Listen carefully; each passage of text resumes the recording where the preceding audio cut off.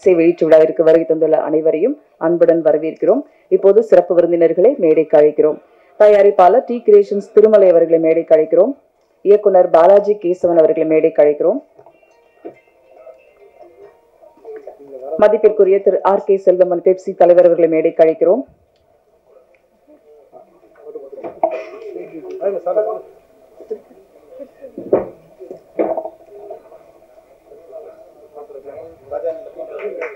Council secretary திரு Radhakrishnan sir அவர்களை மேடைக்கு அழைக்கிறோம்.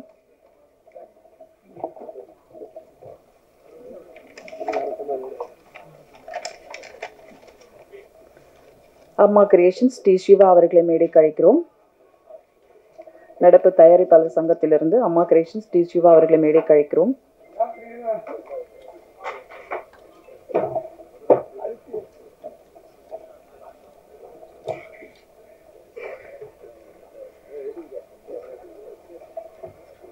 இசி அழகன் தமிழ்மணி சார் அவர்களை மேடைக்கு அழைக்கிறோம்.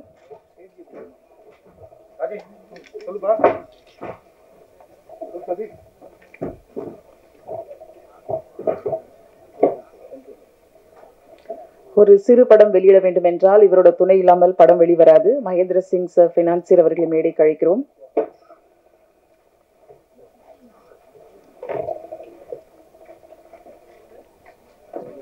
இயக்குனர் சங்கத்திலிருந்து திரு இயக்குனர் எழில் சார் அவர்களை மேடைக்கு அழைக்கிறோம்.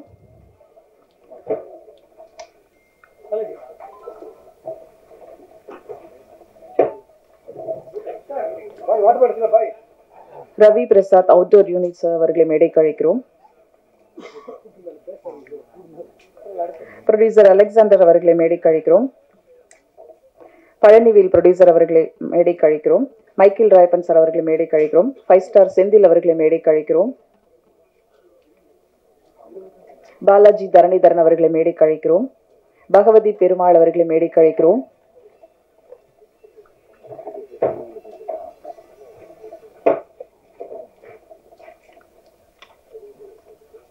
வீராயி மக்கள் படத்தோட இயக்குனர் அவர்களை மேடைக்கு அழைக்கிறோம். செல் ஐயாவு அவர்களை மேடைக்கு அழைக்கிறோம்.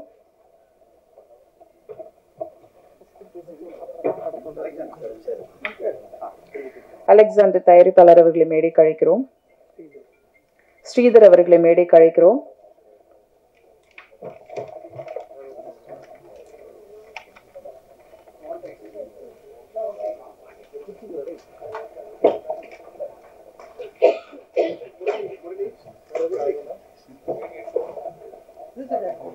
படத்தோட டீம் இப்ப மேடைக்கு அழைக்கிறோம். படத்தின் இசையமைப்பாளர் நிவாஸ் கே பிரசன்னா அவர்களை மேடைக்கு அழைக்கிறோம். தயாரிப்பாளர் பழனிவேல் அவர்களை மேடைக்கு அழைக்கிறோம்.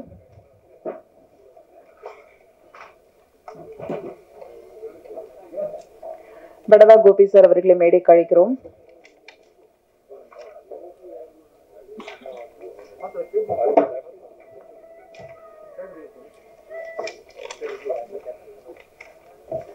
வரதராஜ் அவர்களை மேடைக்கு அழைக்கிறோம்.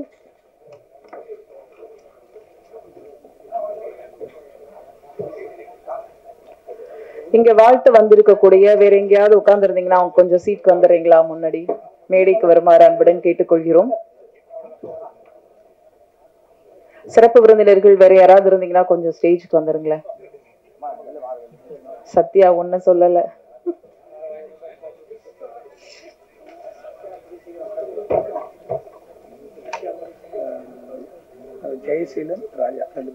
ஜெயசீலன் ராஜா அவர்களை மேடைக்கு அழைக்கிறோம். தயாரிப்பாளர்கள்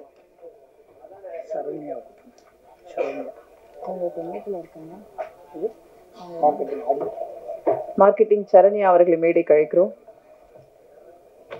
சும்மா வாங்க, ஒரு லேடி ஸ்டேஜ்ல இருந்தா நல்லா இருக்கும். வாங்க வாங்க. ஜெயசீலன் அவர்களை மேடைக்கு அழைக்கிறோம்.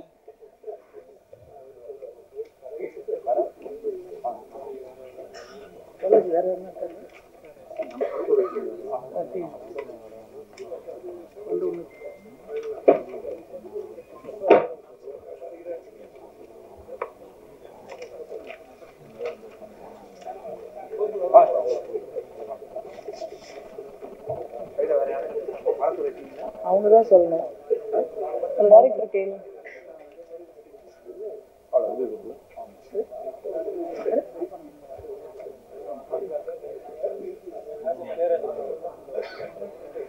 திரு கே ராஜன் சார் அவர்களை மேடைக்கு அழைக்கிறோம்.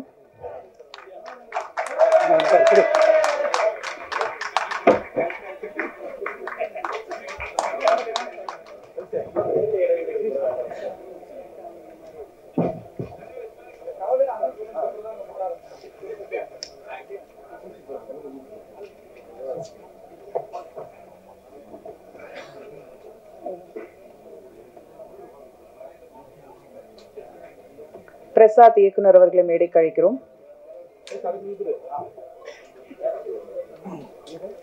சரி, ஸ்டார்ட் பண்ணிடலாமா? நன்றி. நிகழ்ச்சியின் துவக்கமாக இயக்குனராக, தயாரிப்பாளராக தமிழ் சினிமாவில் இருக்கக்கூடிய சங்கங்களில் எல்லாம் நிர்வாக குழுவில் இடம்பெற்று நியாயத்திற்காக குரல் கொடுக்கும் தயாரிப்பாளர் திருமலை அவர்களை வரவேற்புரை வழங்க அன்புடன் அழைக்கிறோம்.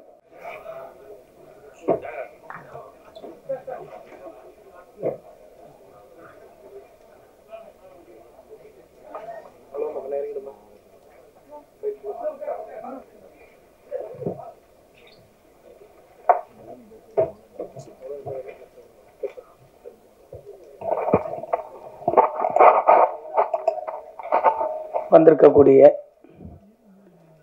ஊடகம் மற்றும் டிவி, அப்படி ஆன்லைன் மீடியா தொடர்ந்து சந்திச்சிக்கக்கூடிய உங்களுடைய சந்தோஷங்கள் தான் இந்த படத்தினுடைய வெற்றி. அதேபோல் தொடர்ந்து சினிமாவுக்காக எந்த விழாவாக இருந்தாலும் தொடர்ந்து வந்து தன்னுடைய நேரம் காலம் அனைத்தையும் மறந்து வாழ்த்து வந்திருக்கக்கூடிய தமிழ் சினிமாவுடைய அத்தனை வழிகாட்டிகளுக்கும் வருக வருக என டி கிரியேஷன் சார்பாக வரவேற்கிறேன். அதேபோல் இந்த படத்தினுடைய குழுவில் வேலை செய்திருக்கக்கூடிய, வெளியில் இருக்கக்கூடிய, வர முடியாத சூழ்நிலையாக இருக்கக்கூடிய அத்தனை பேருக்கும் மிக மகிழ்ச்சியோடு வரவேற்கிறோம். இந்த படம் ஒரு சிறந்த படமாக அமைந்திருக்கிறது. ஒவ்வொரு இயக்குனருக்கும், ஒவ்வொரு தயாரிப்பாளர்களுக்கும் ஒரு சிறந்த படம் எடுக்க வேண்டும் என்பதுதான் எல்லாருடைய எண்ணங்கள். அந்த எண்ணங்களை நோக்கி தான் நம்ம எல்லாரும் நகர்ந்துகிட்டு இருக்கோம். அப்படி ஒரு படமாக என்னுடைய கேரியர்ல இந்த படம் அமைஞ்சிருக்கு. ஒரு சிறந்த காமெடி படமாக, ஒரு லவ் படமாக இது வந்து ஜனரஞ்சகமான ஒரு படமாக இந்த படம் வந்து அமைஞ்சிருப்பது முதலில் டைரக்டருக்கு நன்றி சொல்லணும். பாலாஜி வந்து ரொம்ப கடுமையான உழைப்பாளி.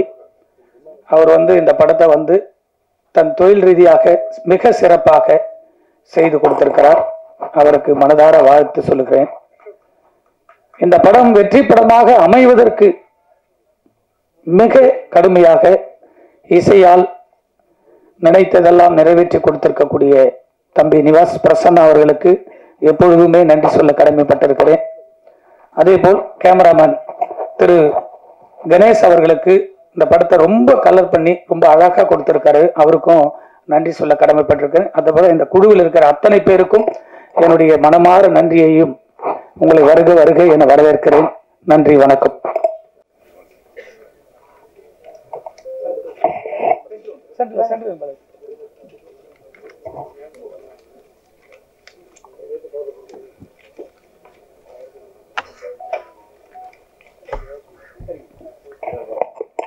நிகழ்ச்சியில் அடுத்து நடிப்பதே தெரியாமல் நடிக்கும் சில நடிகர்கள் பட்டியல்ல இவரும் வருவாரு.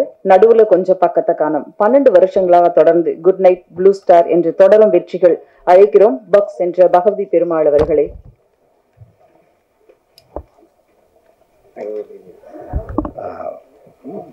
வந்திருக்கும் ஊடக பத்திரிகையாளர் நண்பர்கள் அனைவருக்கும் வணக்கம். மேடையில் இருக்கும் பெரியவர்கள் அனைவருக்கும் வணக்கம். இது ஒரு ரொம்ப ஒரு இனிய காலையாக இருக்கும்னு நினைக்கிறேன். ஏன்னா இந்த படத்தில் ஒர்க் பண்ணது வந்து ஒரு ரொம்ப சந்தோஷமான, ஜாலியாக, ஃபன். எங்களுக்கு படம் பண்ணும் பொழுது நிறைய படங்களில் அந்த அனுபவம் தான் நடிகர்களாக எங்களுக்கு இருக்கும். பட் ஆடியன்ஸு வந்து கொஞ்சம் டார்ச்சர் பண்ணுற மாதிரி ஆயிரும். பட் இந்த படத்தில் வந்து எல்லாமே வந்து நாங்கள் எந்த அளவுக்கு என்ஜாய் பண்ணியிருக்கோமோ அது ஸ்க்ரீன்லேயும் ஒர்க் அவுட் ஆகிட்டுருக்கு. அதை எவ்ரி டைம் வந்து டெக்னீஷியன்ஸு போஸ்ட் ப்ரொடக்ஷனில் பார்க்கும்பொழுது சரி, பிஸ்னஸுக்காக பார்க்கும்போதும் சரி, அந்த ரியாக்ஷன்ஸ் வந்து ரொம்ப என்கரேஜிங்காக இருக்குது.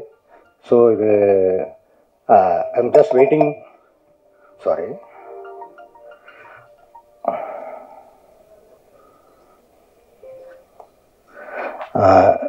Just waiting for the time அந்த ஸ்க்ரீனில் ஆடியன்ஸோட தேட்டரில் பார்த்து அவங்க என்ஜாய் பண்ணுறத பார்க்குறதுக்கு நிறைய இருக்குது.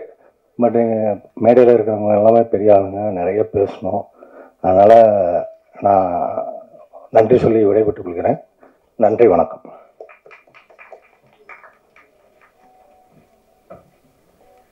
அடுத்து நாம் பேச அழைக்கிறோம். வில்லன் முகம் இல்லை, ஆனால் பிள்ளை குணம்தான். 10 செகண்ட்ல 10,000 வார்த்தைகள் பேசி மூச்சடைக்க முன்னாடி வந்து நின்ற யூடியூபர், ஹீரோக்களின் நண்பன் வரதராஜ், விஜய் வரதராஜ் அவர்களை சில வார்த்தைகள் பேச அழைக்கிறோம்.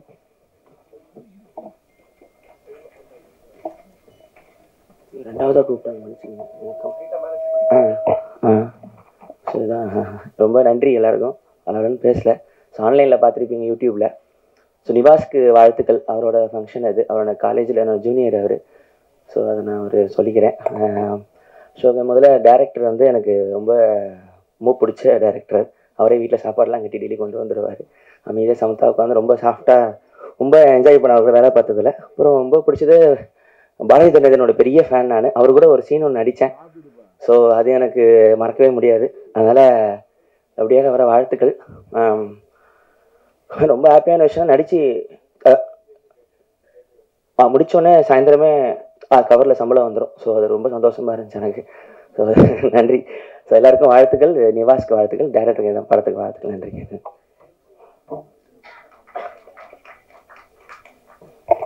அடுத்ததாக நாம் பேச அழைக்கிறோம்.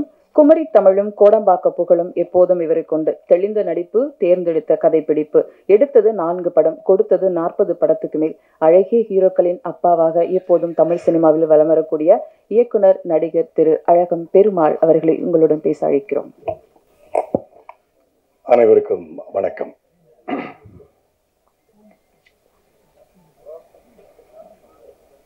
ஒரு படம் அதன் விடியலை தொடுவதற்கு அது வெள்ளித்திரையில் வெளியாவதற்கு எடுத்துக்கொள்ளும் காலம் ஏதோ ஒரு காரணங்களால் சில சமயம் தாமதமாகும் போது அதன் வலியை முழுக்க கடந்து செல்பவன் அந்த இயக்குனர் மட்டுமே. நடிகர்களாகட்டும், நடிகைகளாகட்டும், தொழில்நுட்ப கலைஞர்களாகட்டும், ஏன் தயாரிப்பாளர் கூட ஆகட்டும், வேறொரு கடந்து சென்று விடுவார்கள். ஆனால் ஒவ்வொரு மணித்துளியும் இந்த படம் எப்ப ரிலீஸ் ஆகும், நம்ம ப்ராடக்ட் எப்ப ஸ்கிரீனுக்கு வரும், இந்த காட்சி மக்கள் எப்ப ரசிப்பாங்க, இந்த சாங் எப்படி ரீச் ஆகும்னு ஒவ்வொரு செகண்டும் அதோட வலியை அனுபவிக்கிறது டைரக்டா. அந்த வலியை என்னுடைய முதல் படத்தில் நான் அனுபவித்திருக்கிறேன் என்ற ஒரே காரணத்தினால் எனக்கு பேசுவதற்கு முழு தகுதி இருக்கிறது.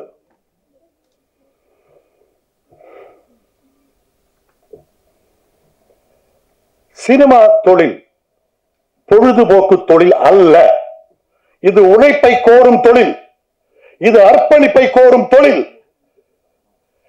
பக்கத்து தெரு மச்சான் சொன்னா, எழுத்த வீட்டுல இருக்கிற மாப்பிள்ள சொன்னா 30 வருஷமா சினிமாவில் அசிஸ்டன்ட் டைரக்டரா இருக்கான், படம் எடுத்தா இங்க வித்துறலாம் அங்க, இப்படிதான் வராதீங்க தயவு செய்து. திரும்பவும் சொல்கிறேன், இது அர்ப்பணிப்பை கோரும் தொழில், உழைப்பை கோரும் தொழில். இது பொழுதுபோக்கு தொழில் அல்ல. எத்தனை வருஷம் தெரியுமா அந்த பையன்? ஓகே, இந்த படத்தை நடிக்காட்டா கூட இப்படி ஒரு படம், இந்த ஒரு விஷயத்தை நீங்க வாங்கினா கட்டாயமா வந்திருப்பேன், பேசியிருப்பேன். இன்னைக்கு இருக்கிற மேடையில் இருக்கிற இவ்வளவு பேர்ல எத்தனை பேர் இந்த படத்துல இன்வால்வ் ஆனவங்க, எத்தனை பேர் இந்த படத்துல நடிச்சவங்க, எத்தனை பேர் இந்த படத்துல சம்பளம் வாங்கினவங்க? கிடையாது. ஏன்னா அவங்களுக்கு வேற வேற வேற வேற ப்ரையாரிட்டி இருக்கு. ஆனா இந்த டைரக்டருக்கு இந்த ஒரு படத்துக்கு போக முடியுமா? ஓகே, ஸோ பாலாஜிக்கு என்னுடைய வாழ்த்துக்கள். மீண்டும் இந்த படத்தை வேறொரு படத்தை எடுத்து செய்யக்கூடிய அவங்க யாருன்னு தெரியல, ப்ரொடியூசர்ஸ் திருமலை, உங்களுக்கு என்னுடைய வாழ்த்துக்கள். நல்ல ஒரு பெரிய புண்ணியம் செஞ்சிருக்கீங்க. என்னுடைய அண்ணன்கள் இருக்காங்க, என்னுடைய அப்பாக்கள் இருக்காங்க, சினிமாவில் உள்ள அப்பாக்கள் இங்கே இருக்காங்க, பெரியவங்க எல்லாம் இருக்காங்க.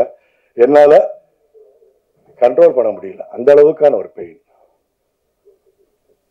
இனி மேல் இது இந்த நமது தொழில் நிறைய படங்களுக்கு இது இந்த ஒரு அனுபவம் நடக்காம இருக்கிறதுக்காக கொஞ்சம் பார்த்துக்கோங்க. அதுதான் நான் உங்கள்கிட்ட கேட்கிற ரெக்வஸ்ட். நன்றி. Thank you sir. சுப்ரீம் கோர்ட் திரு பாஸ்கர் அவர்களை மேடை கழிக்கிறோம். கஜானா தயாரிப்பாளர் திரு ஷாம் அவர்களை மேடை கழிக்கிறோம். 2011-2012 பல நம்பிக்கைக்குரிய இயக்குநர்கள் தமிழ் சினிமாவில் அறிமுகமானார்கள்.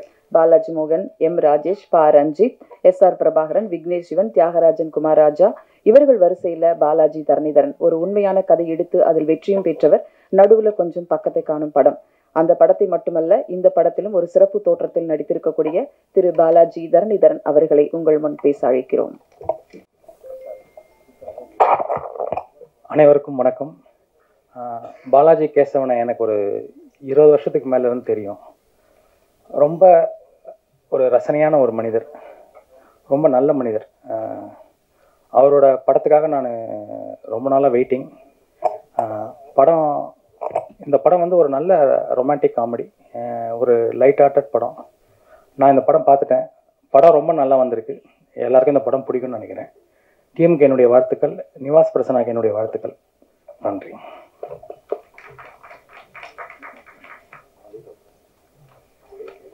நன்றி சார். அடுத்து நாம் பேச அழைக்கிறோம். சிகரத்தின் சினிமா பள்ளியிலிருந்து வந்த புள்ளி இவர். சின்னத்திரை பெரிய திரை என்று அசால்ட் காமெடியில் அசத்தியவர். பல குரல் மன்னனாய் மண்ணில் பெருமையை பெயர்த்தவர். எங்கே கிரிக்கெட் கமெண்ட்ரி பார்த்தாலும் இவர் முகம்தான் வந்து போகும். சிரித்தே மனம் வெந்து போகும். நடிகர் படவா கோபி அவர்களை உங்கள் முன் பேச அழைக்கிறோம்.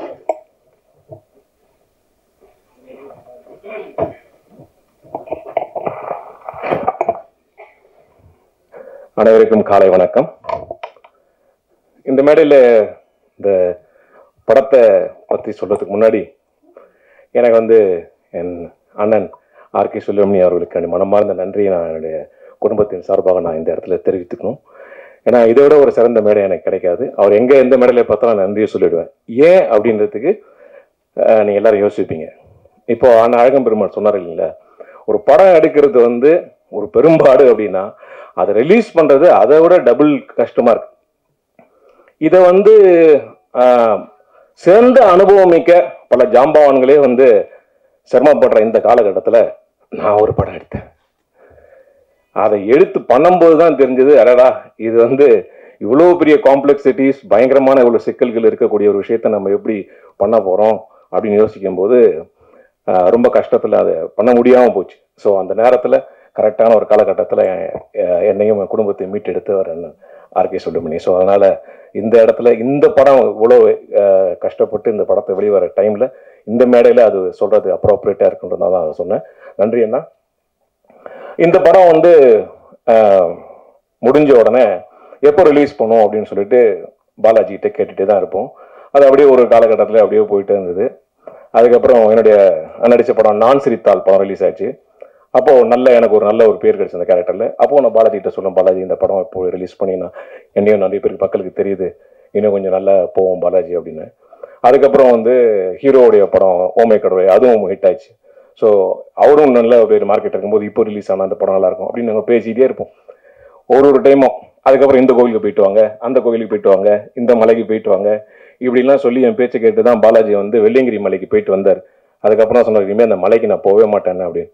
ஸோ அதனால் இவ்வளவு காலகட்டங்களில் இவ்வளவு கடினங்களுக்கு பிறகு, இவ்வளோ கஷ்டத்துக்கு பிறகு இந்த படம் வந்து ரிலீஸ் ஆகுது அப்படின்னு நினைக்கும் போது பாலாஜிக்காக நாங்கள் எல்லாரும் ரொம்ப சந்தோஷப்படுறோம், ரொம்ப பெருமைப்படுறோம். பாலாஜி ஏன்னா ஒரு ரொமான்ஸ் எல்லாருக்குமே பிடிக்கும், ஃபன்னும் ரொம்ப எல்லாருக்கும் பிடிக்கும். ஸோ என்றைக்குமே வந்து ஒரு ஸ்டோரியில் ஒரு ஃபிலிம் பேஸில் ராம்காம் வந்து என்றைக்குமே ஒரு பெரிய ஹிட்டான ஒரு கான்செப்ட். எங்கள் அன்பைவாலேருந்து எடுத்திங்கன்னா ஸோ அந்த மாதிரியான ஒரு ஃபுல் ஃபன் இந்த படத்தில் ஒரு ஆரோக்கியமான நகைச்சுவை தந்திருக்காரு பாலாஜி.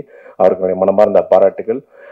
மியூசிக் டைரக்டர் நிவாஸ், இது உங்களுடைய ஈவெண்ட்டு. ஸோ கண்டிப்பாக உங்களுக்கு இது வந்து ஒரு பெரிய ஒரு மேடையாக அமையும், நிறைய பாராட்டுகள் வரும்ன்ற வாழ்த்துக்களோடு அனைவருக்கும் நன்றி கூறி இந்த வாய்ப்புக்கு எனக்கு தந்ததுக்கு பாலாஜி எல்லாருக்கும் என்னுடைய மனமார்ந்த நன்றி. ப்ரொடியூசர் சார் உங்களுக்கு என்னுடைய மனமார்ந்த நன்றி. இந்த படம் வந்து ஒரு மிகப்பெரிய வெற்றி அடையும். அனைவருடைய வாழ்த்துக்களும் அன்போடும். நன்றி, வணக்கம். நன்றி சார். அடுத்து நாம் பேச அழைக்கிறோம். நாடகங்கள் இன்றும் உயிர் பெறும் என்ற உண்மையை நம்பிக்கையோடு ஜமா திரைப்படமாக வெளியிட உள்ள தயாரிப்பாளர் வெளியீட்டாளர் திரு அலெக்சாண்டர் அவர்களை பேச அழைக்கிறோம்.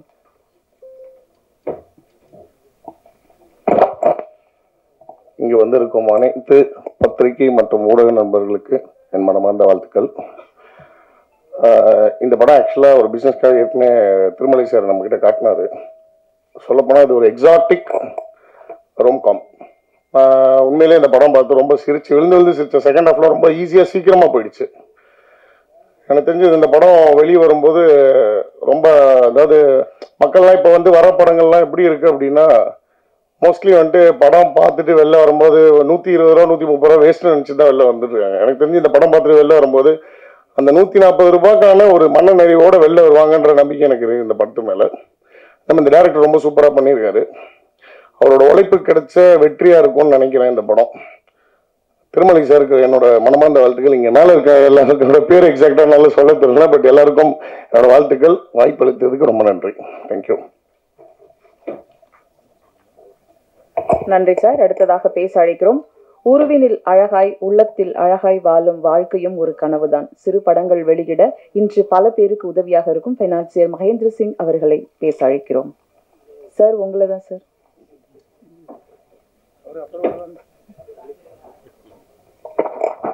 Morning, வணக்கம் எல்லாருக்கும். I thank the whole team who has worked hard for this movie. I support this movie get a blockbuster and a good name. Thank you. நன்றி சார். அடுத்ததாக நாம் பேச அழைக்கிறோம். இவருடைய படங்களும் கதைகளும் வித்தியாசமான கோணங்கள், அணுகுமுறைகள் என்றே சொல்லலாம். காமெடி கலந்த கலகலப்பு நிறைந்த படைப்பு. பெண்ணுக்குள்ளும் வீரம் விதைத்த கட்டா குஸ்தி இயக்குனர் செல்ல ஐயாவு அவர்களை பேச அழைக்கிறோம்.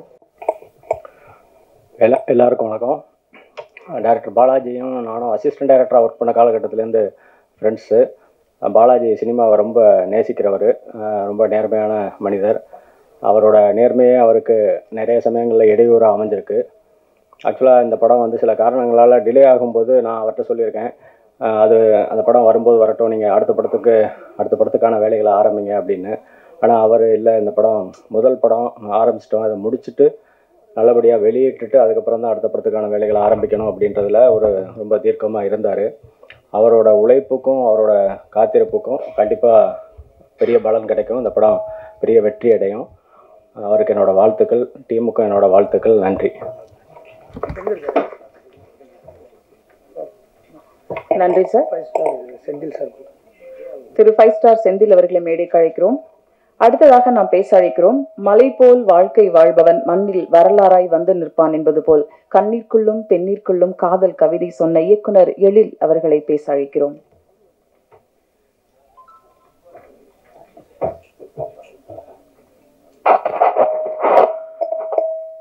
அனைவருக்கும் வணக்கம். மேடையில் அமர்ந்திருக்கும்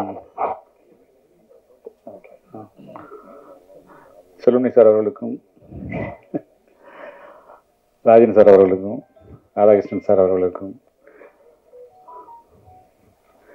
இயக்குனர் தியாகராஜன் சார் அவர்களுக்கும், அழகன் பெருமாள் அவர்களுக்கும் மற்றும் நிறைய பேர் தெரியல, எனக்கு தப்பாக நினச்சிக்காதீங்க. அத்தனை பேருக்கும் என் முதற்கண் மரியாதை தெரிவிச்சுவேன். இந்த படம் வந்து திருமலையோட எத்தனாவது படம் தெரியல, ப்ரொடியூசராக அவர் பட்ட கஷ்டங்கள் எனக்கு கணக்கு நேரம் நல்லா தெரியும். எனக்கு ஒரு அற்புதமான ஒரு மனிதர் திருமலை.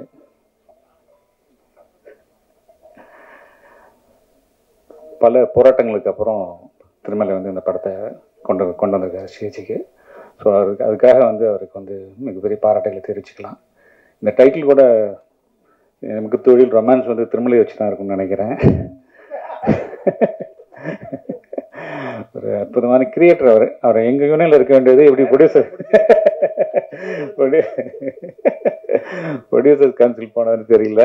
ஒரு அற்புதமான டைரக்டர் அவர்.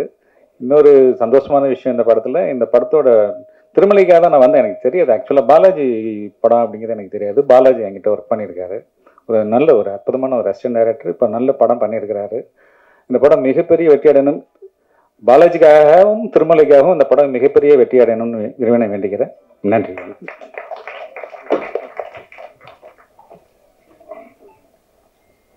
நன்றி சார். அடுத்ததாக நாம் பேச அழைக்கிறோம்.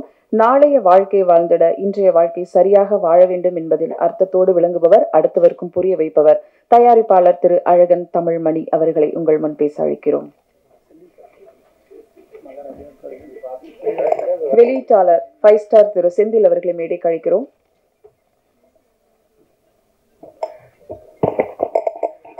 பெருமதிப்புக்குரிய பேரன்புடைய என் சகோதர சகோதரிகளே, இந்த மேடைகளை விட்டிருக்கும் திரைப்பட ஜாம்பவான்களே, என்னுடைய ஊடக நண்பர்களே, பத்திரிகையாளர்களே, உங்களுக்கு என் முதற்கண் வணக்கத்தை தெரிவித்துக் கொள்கின்றேன். இந்த படத்தினுடைய டைட்டில் எமக்கு தொழில் ரொமான்ஸ். எனக்கு அந்த வயசெல்லாம் கடந்து போச்சு. 75 வயசை கடந்து விட்டதால் தம்பி திருமலைக்கு மட்டும்தான் அது உரியது. அவன் எப்போதுமே ரொமான்ஸாக தான் இருப்பாப்புல. கடுமையான உழைப்பாளி. அந்த உழைப்பை இந்த படத்தில் கொடுத்திருக்கின்றாங்க. ஆகையால் இந்த படம் மாபெரும் வெற்றி அடையும். அதே மாதிரி இந்த படத்தை உருவாக்குவதற்கு அதை இந்த படம் மட்டும் இல்லை, சின்ன திரைப்படம், அதை சிறிய பட்ஜெட்டில் செய்யக்கூடிய தயாரிப்பாளர்களுக்கு, பெரிய பட்ஜெட்டில் பண்ணுற படங்களுக்கு மிகப்பெரிய ஃபைனான்சியர்ஸ் எல்லாம் இருக்காங்க. ஆனால் இந்த மாதிரி சின்ன தயாரிப்பாளர்களுக்கு கை கொடுத்து உதவுற ஒரு திருப்பதி வெங்கடாஜலபதியாக மகேந்திரன் நகர் அவருடைய உழைப்பில் இந்த படம் அவரும் தம்பி திருமலையும் சேர்ந்து இந்த படத்தை உருவாக்கி இருக்கிறாங்க. அதனால முதல்ல இந்த சிறுபட தயாரிப்பாளர்களுக்கு உதவி பண்ற இந்த மகேந்திரன் நகருக்கு இந்த சபையின் வாயிலாக என்னுடைய நன்றியும், மேலும் மேலும் சிறிய தயாரிப்பாளர்களை ஊக்குவிக்க வேண்டும் என்று சொல்லிட்டேன். அதே மாதிரி எங்க அண்ணன் கே ராஜன், அவர் திட்டுவாரு, சண்டை போடுவாரு, பேசுவாரு, ஆனா உரிமையோட எல்லாத்தையும் பண்ணுவாரு. எங்களை மாதிரி சின்ன தயாரிப்பாளர்கள் போய் நிற்கும் பொழுது, போடா போய் செய்டா, நான் இருக்கிறேன்டான்னு சொல்லக்கூடிய ஒரே ஒரு எங்களுக்கு காவல் தெய்வம் எங்கள் அண்ணன் கே ராஜன். அதையால் இந்த மாதிரி தயாரிப்பாளர்களுக்கு மத்தியில நான் தம்பி திருமலைக்காக வேண்டி இங்கே பேச வந்தா கூட, இதனுடைய படத்தினுடைய இயக்குனர் தம்பி ரொம்ப சின்ன வயசு படம் பார்த்தேன். நான் ரொம்ப சந்தோஷமா இருந்துச்சு. ஏன்னா படம் பார்க்கும் போதே தெரியுது அதனுடைய அந்த ஃபேக்ட் எப்படி படம் பண்ணியிருப்பாரு அப்படின்னு சொல்லி. அது அதுவும் ஒரு காமெடி படம்னு சொல்லி சொன்னாங்க. அதனால முழு படத்தையும் எங்களுக்கு பார்க்கறதுக்குரிய வாய்ப்பு வெகு விரைவில் கிடைக்கும் என்று நினைக்கிறேன். இந்த படம் மாபெரும் வெற்றியடைய என்னுடைய சிறந்தார்ந்த வாழ்த்துக்களை தெரிவித்துக் கொள்கின்றேன். நன்றி, வணக்கம். நன்றி சார். அடுத்ததாக நாம் பேச அழைக்கிறோம். சிறு துரும்பையும் உறவென மதித்து மரியாதை செய்யும் மாண்புமிகு மனிதராக திரு ராதாகிருஷ்ணன் சார் அவர்களை மேடைக்கு பேச அழைக்கிறோம்.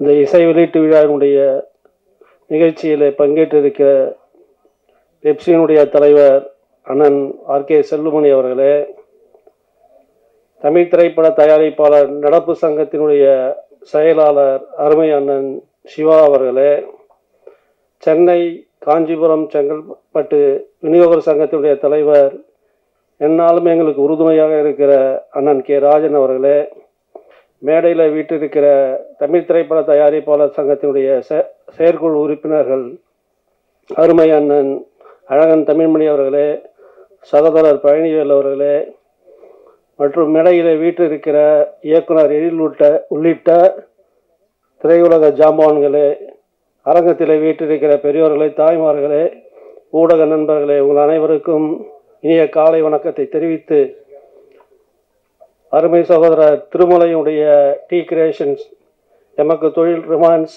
இசை வெளியீட்டு விழா வெற்றிகரமாக நடைபெற்று கொள்கின்ற தருணத்தில் இந்த படம் மிகப்பெரிய வெற்றியை பெற்று அந்த தயாரிப்பாளர் மீண்டும் மீண்டும் படம் எடுக்கிற சூழலை உருவாக்க வேண்டும், அதற்கு இந்த படம் வெற்றியடைய செய்ய வேண்டும் என்று கேட்கிற இதே நேரத்தில், ஒரு தயாரிப்பாளர் நன்றாக இருந்தால்தான் ஒட்டுமொத்த திரையுலகமும் நன்றாக இருக்கும்.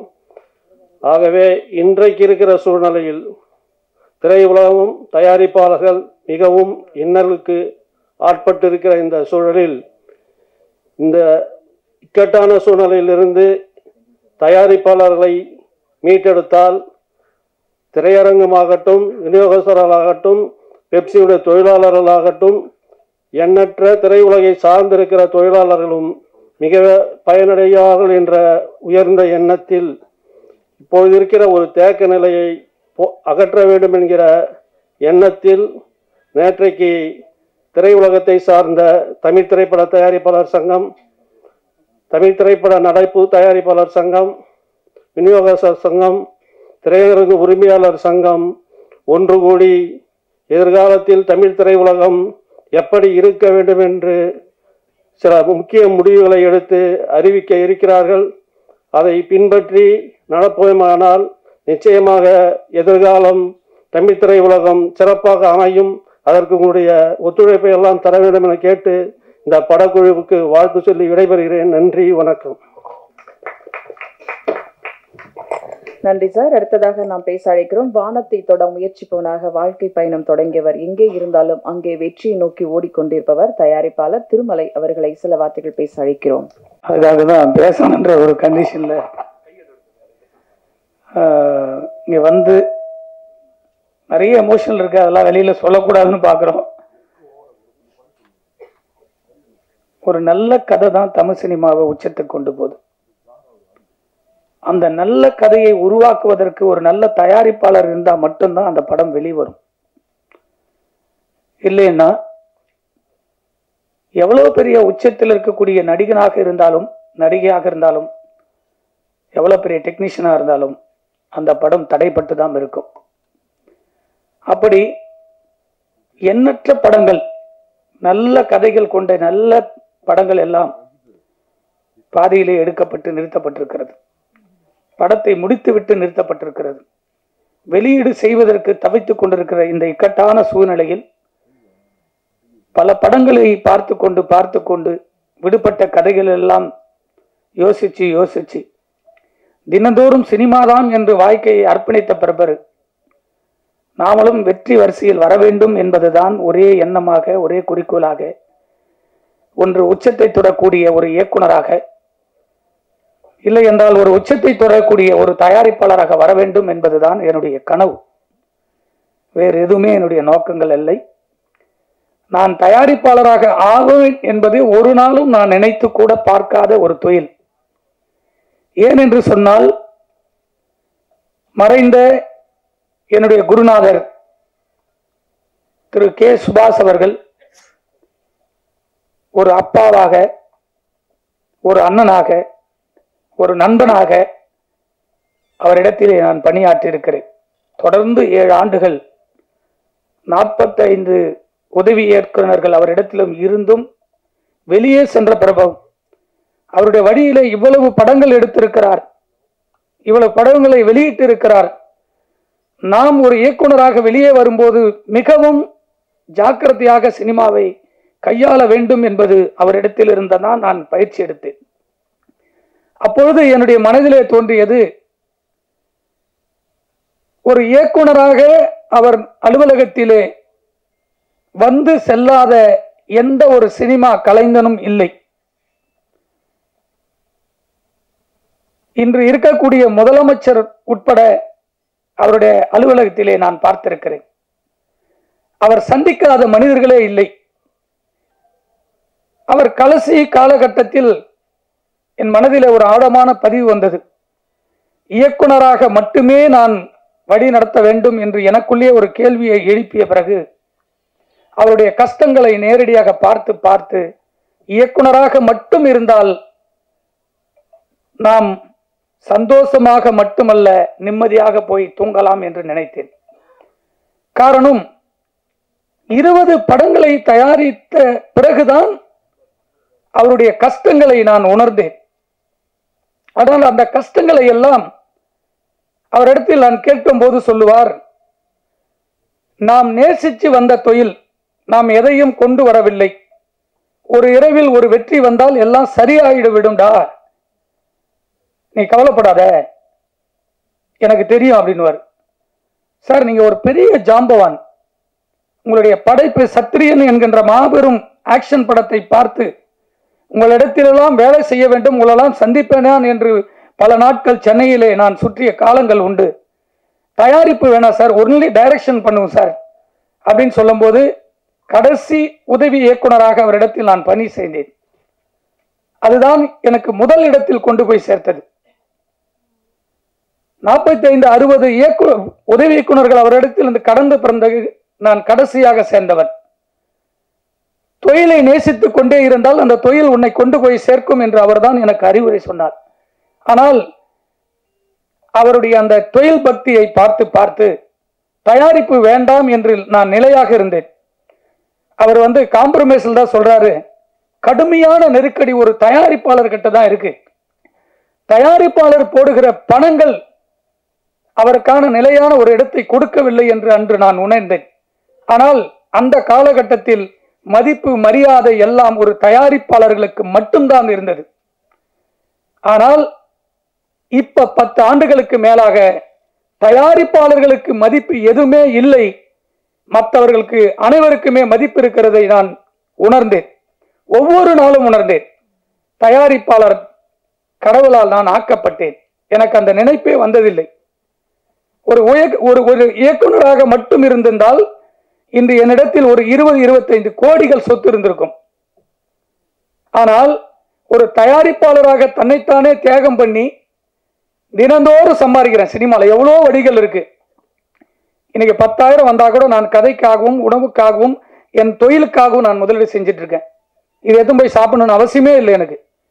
ஆனால் இதையெல்லாம் கடந்து சினிமா என்கின்ற ஒரு புனிதமான தொழில் தயாரிப்பாளர்கள் இல்லை என்று சொன்னால் இல்லை என்பதனை நான் திடமாக தயாரிப்பாளர் ஆன பிறகு உணர்ந்தேன். இதையெல்லாம் சொல்லுவதற்கு ஏன் என்று சொன்னால், இந்த படம் நான் பல காலகட்டங்களை கடந்த பிறகு 20-21 ஆண்டுகளை கடந்து பல படங்களை நான் பார்க்கிற போது, இருக்கிற பிரச்சனைகளை சந்திக்கிற போது, நான் எதிர்பார்க்காத இயக்குனர் சங்கத்தில் என்னை இணைத்து கொண்டவர் என் குருநாதர் வழியிலே. நான் குருநாதராக வேலை செய்யவில்லை என்று சொன்னாலும் அப்பாவாக, அண்ணனாக, நண்பனாக எப்பொழுதுமே என் மனதில் இருக்கக்கூடியவர் என் சுபாஷ் சாருக்கு பிறகு டைரக்டர் விக்ரம் சார் அவர்கள். ஏனென்று சொன்னால், எந்த வழியில் வருகிறோமோ அந்த வழிதான் நம்மளுக்கு உயர்ந்த இடத்தில் கொண்டு போய் சேர்க்கும் என்று சொல்வார்கள். நான் அவரிடத்தில் ஒரு வாரத்தில் பேசவில்லை, சந்திக்கவில்லை என்று சொன்னால் என் மனம் சோகமாகும். நேற்று இரவு தொலைபேசியில் சொல்லி, இந்த படம் மாபெரும் வெற்றியாக அமையும், உன்னுடைய எல்லா இடத்திலும் நான் இருப்பேன், என்னால் இப்ப வர இயலவில்லை, எனக்கு உடல்நிலை சரியில்லை என்று திரு விக்ரம் சார் சொல்லுகிற போது எனக்கு நேற்றிரவு மனது வலித்தது. எவ்வளவு பெரிய இயக்குனர், அவருடைய வாழ்த்து எல்லாம் கிடைக்க வேண்டும் என்று மட்டும்தான் நான் அவரிடத்தில் இன்று வரை ஒரு குருவாக, அண்ணனாக, நண்பனாகவும் அவரிடத்தில் சென்று கொண்டிருக்கிறேன். ஆனால் இதையெல்லாம் ஏன் சொல்கிறேன் என்று சொன்னால், ஒரு சினிமா வெளிவருவதற்கான தடைகள் எவ்வளவோ இருக்கிறது. இந்த 20-21 ஆண்டுகளை கடந்த பிறகு நிறைய படங்களை பார்க்க ஆரம்பிச்சேன். இயக்குனர் சங்கத்தில் 10 ஆண்டுகளுக்கு மேல் அப்படியே பதவியில் அப்படியே செல்ல செல்ல செல்ல என்னுடைய அனுபவத்தை கற்றுக்கொண்டேன். அந்த அனுபவம் எப்படி வந்தது என்று சொன்னால், நான் சினிமாவை நேசித்து என்னுடைய கிராமத்தில் இருந்து நான் வந்தது அண்ணன் செல்மோனி அவர்களை சந்திக்க வேண்டும் என்பதுதான் எனக்கு கனவாக வந்தேன். 93 அவரை சந்திப்பதற்காக நான் வந்தேன். சந்திக்க முடிக்கவில்லை. திரும்ப +2 முடிச்சுட்டு அவரை சந்திக்க வேண்டும் என்ற ஆவலோடு அவரை தொடர்பு கொள்வதற்கு எனக்கு வழி தெரியவில்லை. ஆனால் அவரிடத்தில் இருந்த கேமராமேன் அவர் வீட்டுக்கே நேரடியாக சந்தித்து, உங்க ஊர் பக்கத்தில் நான் இருக்கேன், அண்ணனை சந்திக்க வேண்டும் என்று கேட்டேன். அவரும் இந்தியில் பிஸியா இருந்ததனால் 3 ஆண்டுகள் தொடர்பிலே நான் செல்ல முடியவில்லை. இதையெல்லாம் ஏன் சொல்லுகிறேன் என்று சொன்னால், அப்படிப்பட்ட மாபெரும் வெற்றிகளை கொடுத்த அண்ணன் செல்வமணி அவர்களை சந்திப்பதற்கும் அவரோடு இணைந்து நான் வேலை செய்வதற்கும் அவரோடு பயணிப்பதற்கும் இந்த இயக்குனர் என்கின்ற அவதாரம், இயக்குனர் சங்கம் என்ற அவதாரம் தான் இந்த சினிமாவை நேசித்ததனால் எனக்கு வழியை ஏற்படுத்தி கொடுத்தது. எந்த தொழிலை நாம் உண்மையாகவும் நேர்மையாகவும் நேசிக்கிறோமோ அந்த தொழில் ஒரு நாள் நம்மளை உச்சியில் கொண்டு போய் சேர்க்கும் என்பது என்னுடைய எண்ணம். அதன் பிறகு இந்த 4 ஆண்டுகளில் கொரோனா காலகட்டத்தில் சந்திக்காத பிரச்சனைகளை எல்லாம் இந்த கொரோனாவில் நான் சந்தித்தேன். அந்த சந்திப்பை ஒரு ஆரோக்கியமான சினிமாவுக்காக தியாகம் செய்தேன். அப்படி தியாகம் செய்கிற காலகட்டத்தில் தான் இந்த படத்தை ஒரே ஷெட்டில் முடித்திருக்கக்கூடிய என்னுடைய நண்பர் சுதாகர் அவர்கள் இந்த படத்தை என்னிடத்தில் வந்து சொன்னார். ஆனா நான் ஒரு படத்தை முடிச்சிட்டு இருக்கேன், எனக்கு வழி தெரியல, இன்னும் 1 கோடி இருந்தா முடிக்க முடியும். அந்த ஹீரோ அப்கமிங்ல இருக்கிற ஹீரோ எந்த ப்ராப்ளமே வராது, உனக்கு நான் எல்லாம் உதவி செய்யறேன்னு சொல்லி அந்த படத்துக்காக இறங்கி முதன்முறையாக படத்தை பார்த்து எனக்கு இந்த படத்தில் ஏதோ ஒரு விஷயங்கள் இருக்குது என்று ஆழமாக பதிவு செய்து 5 தயாரிப்பாளர்களுக்கு இதை நான் ஆவணம் செய்தேன். அந்த 5 தயாரிப்பாளர்களும் கரண்ட்ல இருக்கிறவங்க. இந்த படம் வரும், கம்மியான பட்ஜெட், நீங்க எடுத்து பண்ணுங்க, என்கிட்ட பணம் இல்லைன்னு ஓப்பனாவே இன்னொருத்தரை உயர்த்த வேண்டும் என்பதற்காக அவரிடத்தில் நானே கொண்டு போய் சேர்க்க வேண்டும் என்று சொன்னேன். யாரும் முன் வரவில்லை. அதன் பிறகு சுதாவை வைத்து படத்தை முடித்து விடுவோம் என்று நான் எப்பொழுதும் மதிக்கக்கூடிய, எனக்கு அப்பாவாக இருக்கக்கூடிய இடத்தில் எப்பொழுதும் எனக்கு தமிழ் சினிமாவில் யாரெல்லாம் ஒருவர் நல்லவர்களுக்கு கை தூக்கி கொடுப்பார்கள், அந்த துணை எப்பொழுது வரும் என்று சொன்னால் உண்மையான நேர்மையான எண்ணங்களோடு செயல்பட்டால் கடவுள் ஏதோ ரூபத்தில் நம்மளுக்கு எத்தனை சேர்ப்பார். அப்படி கடவுள் ரூபத்தில் வந்தவர் தான் திரு மகேந்திரகுமார் அவர்கள். அந்த படத்தை முடிப்பதற்கு தொடர்ந்து 3 ஆண்டுகள் போராடி ஒரு பணத்தையும் ரெடி செய்துவிட்டு ஒரு நடிகனையும் நடிகையும் தேடி அலைவது இருக்கிறதே, கொடுமையினுடைய உச்சம். உதாரணத்துக்கு அந்த படத்தினுடைய நடிகர் அசோக் செல்வன் எத்தனை படங்கள், அவரும் ஒரு படம் தயாரிச்சிருக்காரு. அந்த படத்துல எவ்வளவு பிரச்சனை அவங்களுக்கும் தெரியும். அப்படிப்பட்டவரை முதலில் சந்திக்க வேண்டும் என்று நேரடியாக சந்தித்து எவ்வளவு பேலன்ஸ் இருக்கோ அப்படியே எடுத்து கையில கொடுத்துட்டு டேட்டு கேட்டு வந்தேன். 4 வருஷம் முடிச்ச படத்தை பணத்தை கொடுத்துட்டு நிறுத்தின பிற்பாடு 7 மாசம் டேட்டுக்காக வெயிட் பண்ண. அவரு டேட்டு கொடுத்த பிற்பாடு நடிகையுடைய டேட்டு பிரச்சனை. இன்னைக்கு அவருக்கு 2 கோடி சம்பளம் இருக்கலாம், அன்னைக்கு கொடுத்த பணம் 31 லட்சம். 31 லட்சம் இன்னைக்கு பேங்க் வட்டி போட்டா கூட 1 கோடி ரூபாய் வட்டி ஆச்சு. இன்னைக்கு 2 கோடி 3 கோடி ஒரு சம்பளம் சொல்றாரு. வாங்கட்டும், சந்தோஷம். ஒரு இயக்குனர் ஒரு தயாரிப்பாளர்னா எந்த நடிகையே கிடையாது.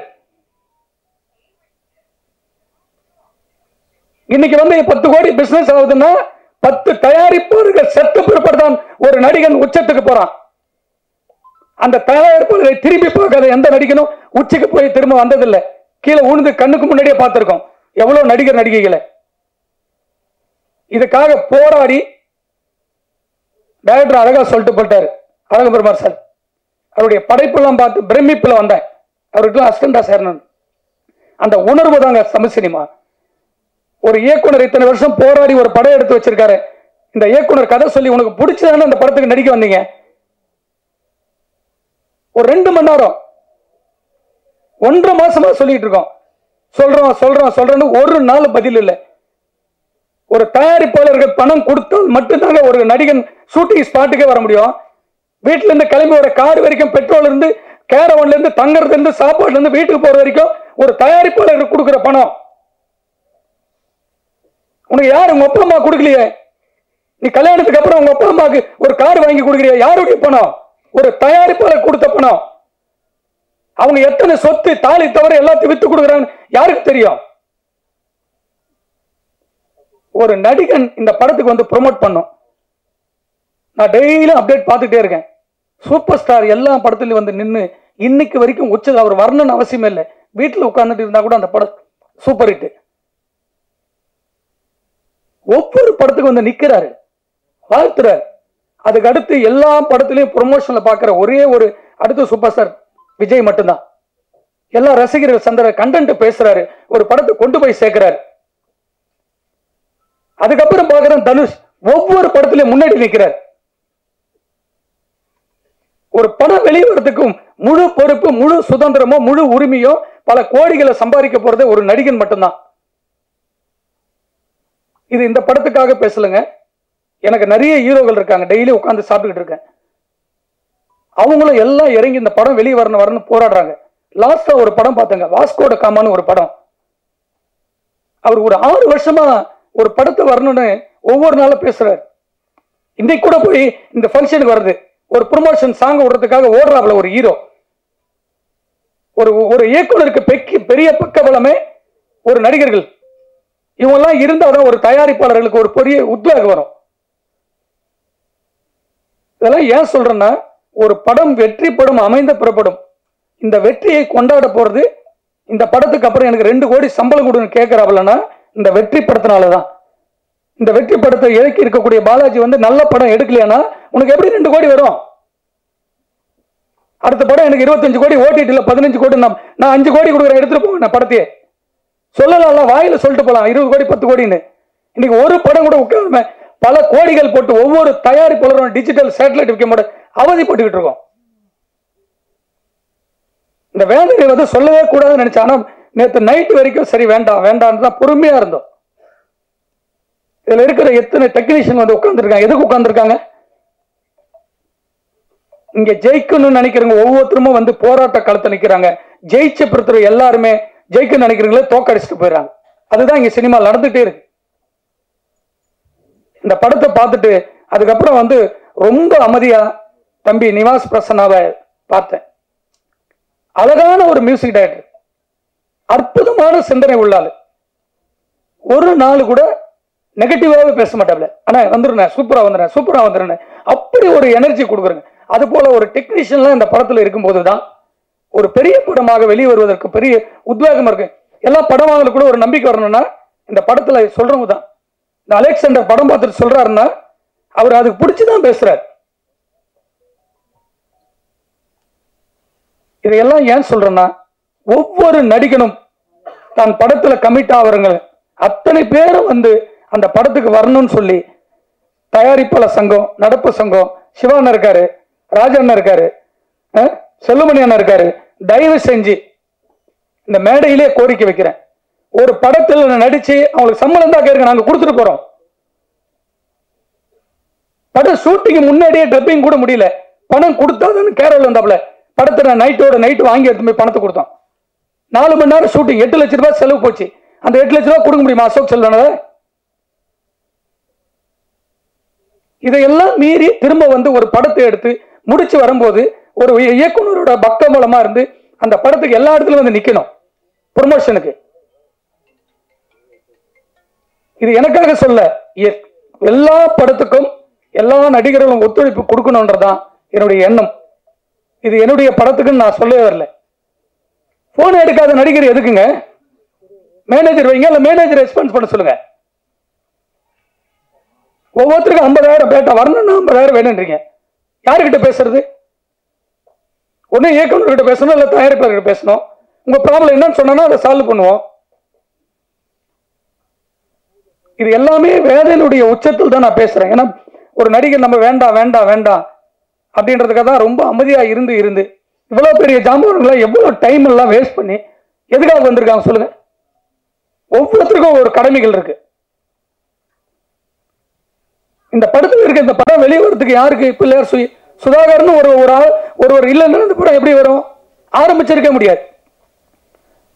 தான் ஸ்கிரிப்டை தூக்கிட்டு போய் பாலாஜி எத்தனை வருஷத்துக்காக போராடுறாரு. அவர் இந்த படத்தை தூக்கி போட்டு வேற படத்துக்கு போயிருக்கலாமே, போலிய கடைசி வரைக்கும் இருக்காரு. இந்த படத்தை வராத படத்தை வரும் நம்பிக்கையில எப்படி மகேந்திரகுமார் கேட்டு ஒண்ணு பணம் கொடுக்குறாரு எனக்கு. 3 படம் வந்து ஃபர்ஸ்ட் படம் தீ நகர் எடுத்தேன். தயாரிப்பாளர் ஒரு நாளும் வரவே மாட்டார். உடனுடன் அந்த படத்துக்கு எல்லா வேலையும் எல்லாத்தையும் நடத்துவோம். அகம்பூர்னு ஒரு படம் எடுத்தேன், அதே போல எல்லாத்தையும் நடத்தணும். அதுக்கப்புறம் காசே தான் கிடையாது. அந்த ப்ரொடியூசர் வரவே மாட்டார். படத்தை பண்ணி கையில கொடுத்து அந்த படத்தை ரிலீஸ் வரைக்கும் நிற்போம். என் கூட நடிச்ச எல்லா நடிகருமே என்னோட அப்படியே ஃப்ரெண்டா இருப்பாங்க. இப்ப இந்த படத்துக்கு படம் 4 வருஷமா போராட்டமா தூங்கும் போதெல்லாம் இந்த படம் தான் வருது. எப்படின்னா வெளியே கொண்டு நல்ல படம்னு தோணிக்கிட்டே இருக்கு. இதையெல்லாம் சொல்றேன்னா பிரஸுக்கு இது போய் சேரணுன்றதுக்காக தான். என் படத்துக்கு வரலன்னா பரவாயில்லைங்க, அடுத்து நடிக்கிற எந்த தயாரிப்பாளருடைய படத்துக்கும் அவர் வரணும்னு சொல்லி இந்த மேடையில் இருக்கிற அத்தனை முன்னோடிகளுக்கும் சங்கத்தினுடைய நிர்வாகிகளுக்கும் தயவு செஞ்சு என்னுடைய கோரிக்கையாக வைக்கிறேன். எந்த நடிகனும் ஒவ்வொரு படத்தினுடையும் ப்ரொமோஷன்ல நிற்கணுன்றதை ஒரு தீர்மானமாக எடுக்க வேண்டும் என்று உங்களுக்கு பணியோடு கட்டளை எடுக்கிறேன். நன்றி, வணக்கம். அழைக்கிறோம். துணிவும் முயற்சியும் தான் வெற்றியின் முதல் படி. புலன் விசாரணை, கேப்டன் பிரபாகரன், செம்பருத்தி என்று வரும்போதே வெற்றி வாகை சூடியவர். தமிழ் சினிமாவுக்கு புது நம்பிக்கை விதைத்தவர். சினிமாவின் மொத்த அமைப்பையும் ஒன்று கூட்டி தலைமை பொறுப்பில் திறம்பட செயல்படும் திரு R.K. செல்வமணி அவர்களை உங்கள் முன் பேச அழைக்கிறோம்.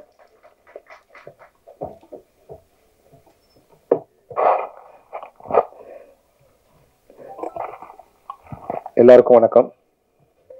இந்த திரைப்பட இசை வெளியீட்டுக்கு வருகை தந்துள்ள நம்முடைய சகோதரர்கள் அனைவருக்கும் என்னுடைய மதிய வணக்கம்.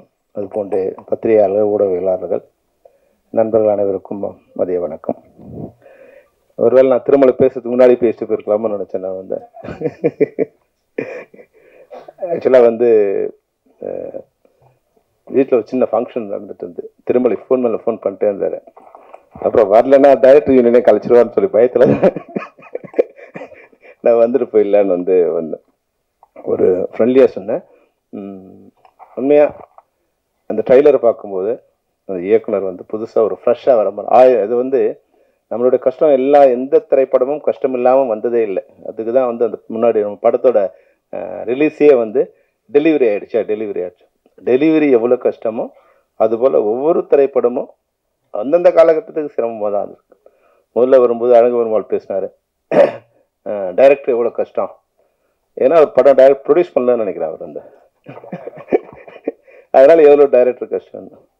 படகோபி வந்தார், ஒரு ப்ரொடியூசருக்கு எவ்வளோ கஷ்டம், அவர் டைரக்ட் பண்ணல. அதனால டைரக்டரோட கஷ்டம் அவருக்கு தெரியாது, ப்ரொடியூஸ் பண்ணுறது எவ்வளோ கஷ்டம்னு.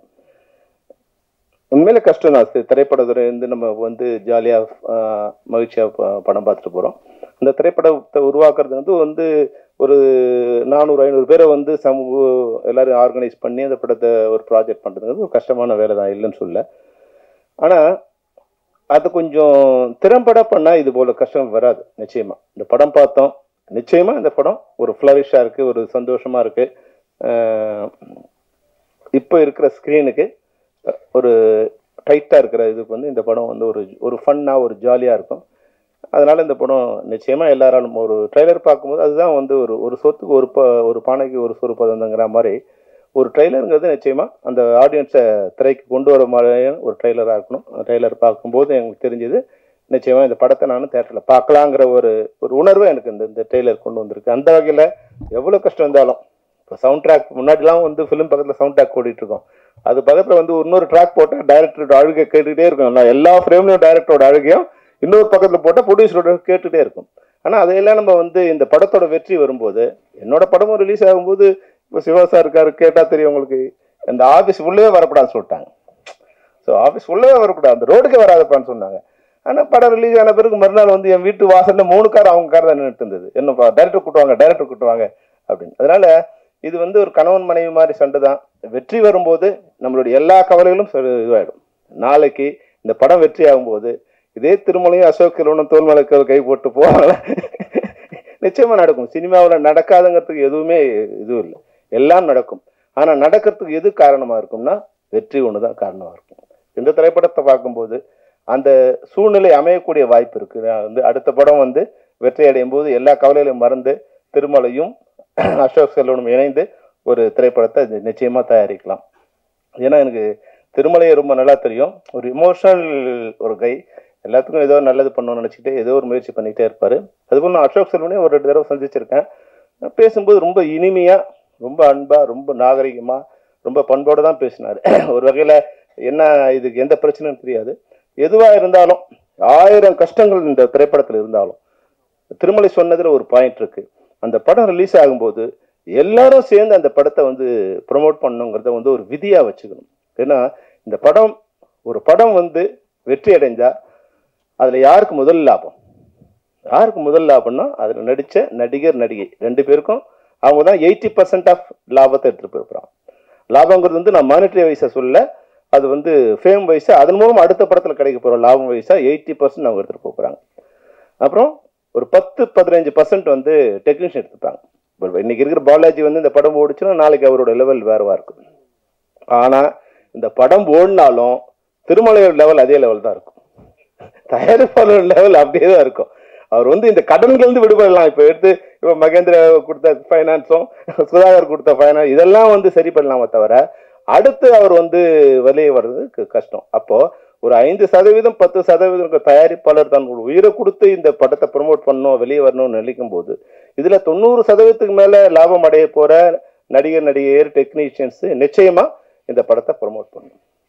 இன்னொரு விஷயம், இது பொது மேடையில சொல்ல வேண்டிய விஷயம் இல்லைன்னா கூட இந்த பல விஷயங்களை வந்து இது போலீஸ்காரன் வந்து ஐயோ திருட்டு நடக்குதுன்னு வந்து ரோட்ல கத்தினா எப்படி தவறோ, அது மாதிரி தயாரிப்பாளர் சங்கத்துல வந்து ஒரு ஈசி மெம்பரா இருக்கிற திருமலை வந்து இங்க வந்து பேசுறது வந்து தேவையில்லாத ஒண்ணு. அவரோட சங்கத்துல உட்காந்து இவ்வளவு கஷ்டம் இருக்கு, இதெல்லாம் பண்ணணுமே நீங்கன்னு முதல்ல அங்கதான் பேசணும். அதனால இப்போ தயாரிப்பாளர் சங்கங்களோட செக்ரட்டரிகள் இங்க இருக்காங்க. நாங்க வந்து அவங்களுக்கு வந்து ஒரு கண்ட்ரோல் அவங்ககிட்ட கொடுத்தோம். நாங்க என்னன்னா இப்ப கூட அதை ஒரு இது புரிஞ்சுக்கல. ஒரு திரைப்படம் நான் வந்து என்ன ஒரு நண்பர், என் நண்பரோட நண்பர் அவர், நான் திரைப்படங்கள் வரும்போது கொஞ்சம் பழக்கமானாரு. அவர் எனக்கு பிடிச்சிருந்தது. அவர் வந்து ஒரு நாள் என்கிட்ட வந்து சார் ஒரு 50,000 ரூபாய் பணம் வேணும் சார். என்னன்னு கேட்டேன். ஒரு பெட்டி கடை வைக்க போறோம் சார் அப்படின்னு. சரி ஓகே, அவர் எனக்கு பிடிச்சிருந்தது, நான் தரேன்னு சொன்னேன். நான் நாளைக்கு வந்து வாங்கிக்கணும். இல்லை சார் நான் வந்து நான் ஒரு 3 months கழிச்சு வந்து வாங்கிக்கிறேன் அப்படின்னாரு. அப்போ அவர் சென்னையில வந்து ஒரு 20-30 இடங்கள்ல வந்து அலைஞ்சி எங்க கடை இருக்கு, எங்க கடை வச்சா நல்லா இருக்கும், எங்க வாடகை கிடைக்கும், அதுல கன்சியூமர் எங்க இருக்காங்க, இதெல்லாம் இப்போ ஒரு 3 மாசம் இருந்துட்டு அப்புறமா வந்தார். அண்ணா இந்த இடத்துல கடை வைக்கலான் இருக்கேன், வாடகை கொடுக்க போறேன், எல்லாத்தையும் செட் பண்ணிட்டு என்கிட்ட வந்து பணம் வாங்கினார். நான் அது வந்து அவருக்கு வந்து இனமா தான் கொடுக்கணும்னு நினைச்சேன். ஆனா அவர் வந்து ஒரு 6-7 மாசத்துல அந்த பணத்தை எனக்கு திருப்பி கொடுத்துட்டாரு. அப்போ 50,000 ரூபாய் முதலீடு வச்சு எடுக்க போற ஒரு பெட்டி கடை வைக்க போற ஒரு நபர் ஒரு 3 மாசம் பிளான் பண்ணி எப்படி வச்சா பண்ணணும்னு பிளான் பண்ணி அது 6 மாசத்துல மொத்த அசலையும் கடனையும் கொண்டு வந்து திருப்பி கொடுக்க முடியுது.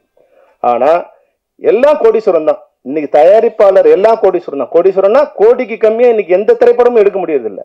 அப்ப பல கோடிகளை போட்டு படம் எடுக்கிற ஒரு தயாரிப்பாளர் எந்த அளவுக்கு திட்டமிடுதல் வேண்டும், இதுதான் இது திட்டமிடுதல் தான் நம்ம தயாரிப்பாளருக்கும் இதுல டெக்னீஷியன்ஸுக்கும் இல்லாத ஒண்ணா இருக்கு. டெக்னீஷியன்ஸுக்கு இல்லைன்னா ஒன்றும் ஆக போறது இல்லை, அவங்க வந்து வெயிட் பண்ண போறாங்க. ஆனா தயாரிப்பாளர் ஒரு நாளும் ஒரு நிமிடமும் அந்த பணத்துக்கு வட்டி கட்டிட்டே இருக்கணும். எந்த விடுமுறையும் இல்லாத ஒண்ணே ஒண்ணு இந்த வட்டி தான். எந்த விடுமுறையும் கிடையாது. கொரோனாவுக்கு கூட அதுக்கு வட்டி கிடையாது, செத்தாலும் வட்டி கிடையாது, வாழ்ந்தாலும் வட்டிக்கு லீவே கிடையாது. அப்போ அவங்க வந்து இதை பிளான் பண்ணிடணும். அப்போ நாங்கள் தயாரிப்பாளர் சங்கத்துக்கு ஒரு வேண்டுகோள், ஒரு வழிமுறை சொன்னோம். ஐயா உங்ககிட்ட தயாரிப்பாளர் வராங்களா, எல்லாத்தையும் செக் பண்ணி யார் ஆர்டிஸ்ட், யார் டைரக்டர், எப்போ ஷெட்யூல் போறாங்க, ஷெட்யூல் டேட் வாங்கிட்டாங்களா, டைரக்டர் டேட் இருக்கா, ப்ரொடியூசர் ஆர்டிஸ்ட் டேட் இருக்கா, டெக்னீஷியன்ஸ் டேட்ஸ் இருக்கா, இதெல்லாம் கன்ஃபார்மா எல்லாம் அக்ரிமெண்ட் வாங்கிங்க. ஏன்னா முன்னாடி பணம் திரைப்படங்களோட இது வந்து லட்சங்கள்ல இருந்தது, ஆயிரங்கள் இருந்தது. இன்னைக்கு கோடிகள் இருக்கும்போது நாணயம் வந்து கம்மியாயிடுச்சு. முன்னாடி ஒருத்தர் கூட பணம் வாங்கினா எஸ் நான் வாங்கினேன் சார் அப்படின்னு தான் சொல்லுவாங்க. எல்லாமே எழுத்துல இருக்காது, வாயில தான் இருக்கும். ஆனா ஒரே ஒருத்தர் கூட நான் பணம் வாங்கலன்னு சொன்னதே இல்லை. நான் திரைப்படங்கள்ல டைரக்டர் இருக்கிற வரைக்கும், தயாரிப்பாளர் இருக்க வரைக்கும். ஆனா இப்ப வந்து எல்லாமே கோடிகள் ஆயிடுச்சு. நோன்னு சொன்னா பல கோடிகள் நம்ம சேவ் ஆகலாம். அப்போ அக்ரிமெண்ட் வந்து ரொம்ப மஸ்ட் சார் அப்படின்னு சொல்லி நீங்க ஒரு தடவை ஒப்பந்தம், எல்லாருக்கும் உண்டான எழுத்துப்பூர்வமான ஒப்பந்தம், இதெல்லாம் சரி பண்ணிட்டு நீங்க இந்த படம் எல்லாம் சரியா இருக்கு, நீங்க இதை வந்து படப்பிடிப்பு போகலாம் அப்படின்னு நீங்க ஒரு அனுமதி கொடுத்த பிறகு நாங்க படங்களுக்கு போறோம். ஏன்னா நாங்க ஒரு கண்ட்ரோலா வச்சிருக்கோம். திரைப்பட தொழிலாளர்கள் சம்மேளனங்கிறது ஒரு கண்ட்ரோல் ஒரு அமைப்பா இருக்கு. எந்த ஒரு உறுப்பினரையும் எங்களால் அழைச்சி அவங்க கூட உட்காந்து டிஸ்கஸ் பண்ண முடியும், அவங்க தவறு செய்து அவங்க நடவடிக்கை எடுக்க முடியும். அது மாதிரி ஒரு அனுமதியை ஒரு வழியை அவங்களுக்கு கொடுத்தோம். அவங்க கடிதம் அனுப்புறாங்க. இப்போ வந்து சிவா அனுப்புறாரு, ராதாகிருஷ்ணன் அனுப்புறாரு. ஆனா ஒண்ணு இன்னைக்கு திருமலை வராரு, வந்துட்டு நாளைக்கு ஷூட்டிங்கு, இன்னைக்கு வந்து சார் எனக்கு லெட்டர் வேணும் சார், நீங்க லெட்டர் கொடுத்தாதான் ஷூட்டிங் வருவாங்க சார். எந்த விதமான சரிபார்ப்பும் இல்லாம திருமலை வருத்தப்படுவாரு. திருமலை அன்னைக்கு வருத்தப்பட்டா பரவாயில்ல, இன்னைக்கு வருத்தப்படக்கூடாது. இன்னைக்கு திருமலை வருத்தப்படக்கூடாது. அப்ப நீங்க அவரை உட்கார வச்சு எல்லாம் சரி பண்ணி இதெல்லாம் இருக்கா. ஒரு இயக்குனர் 30 லட்சத்துல படம் பண்ணதோ, அண்ணன் படவா கோபி இருக்கார் இல்லையா, 30 லட்சத்துல படம் பண்ணான்னு சொல்லிதான் அவரை கொண்டு வந்தாங்க. அந்த படம் முடியறதுக்கு 3 கோடி ஆகும்னு ஆரம்பிச்ச பிறகு தெரியுது. அதாவது ஒரு 6 மாசத்துல நல்ல வேலையா அவர் அதுல இருந்து வெளியே வந்துட்டார். அதுல ஏதோ போட்ட வரைக்கும் லாபம் அப்படிங்கிற அவர் வந்துட்டதால அவர் வந்து இன்னைக்கு ஒரு நன்றி சொல்றார். அப்போ எந்த திட்டமிடுதலும் இல்லை.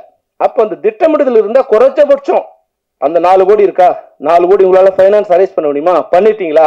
ஏன்னா இன்னைக்கு ஒரு பைசா கூட யாரும் கடன் கொடுக்க தயாரா இல்லை. இப்படி மகேந்திர சிங் எப்படி கொடுக்குறாரு எனக்கு தெரியாது. இன்னைக்கு வந்து சிறிய படங்களுக்கு ஒரு பைசா கடன் கொடுக்க யாரும் தயாரா இல்லை. அப்போ அந்த ஃபைனான்ஸ் எல்லாம் ரெடி பண்ணிட்டீங்களா, காஸ்ட்லாம் ரெடி பண்ணிட்டீங்க, இதெல்லாம் ரெடியாக இருக்கு, இந்த டேட்டில் ஏன் ஷூட்டிங் நடக்கல? இப்போ உங்கள்கிட்ட ஒரு செக் ஒரு டைம் கொடுத்துட்டு 6 மாசத்துல படம் முடிக்கிறோன்னா 30 நாள் உங்களுக்கு ஷூட்டிங் இருக்குன்னா ஏன் 30 நாள் ஷூட்டிங் நடக்கல?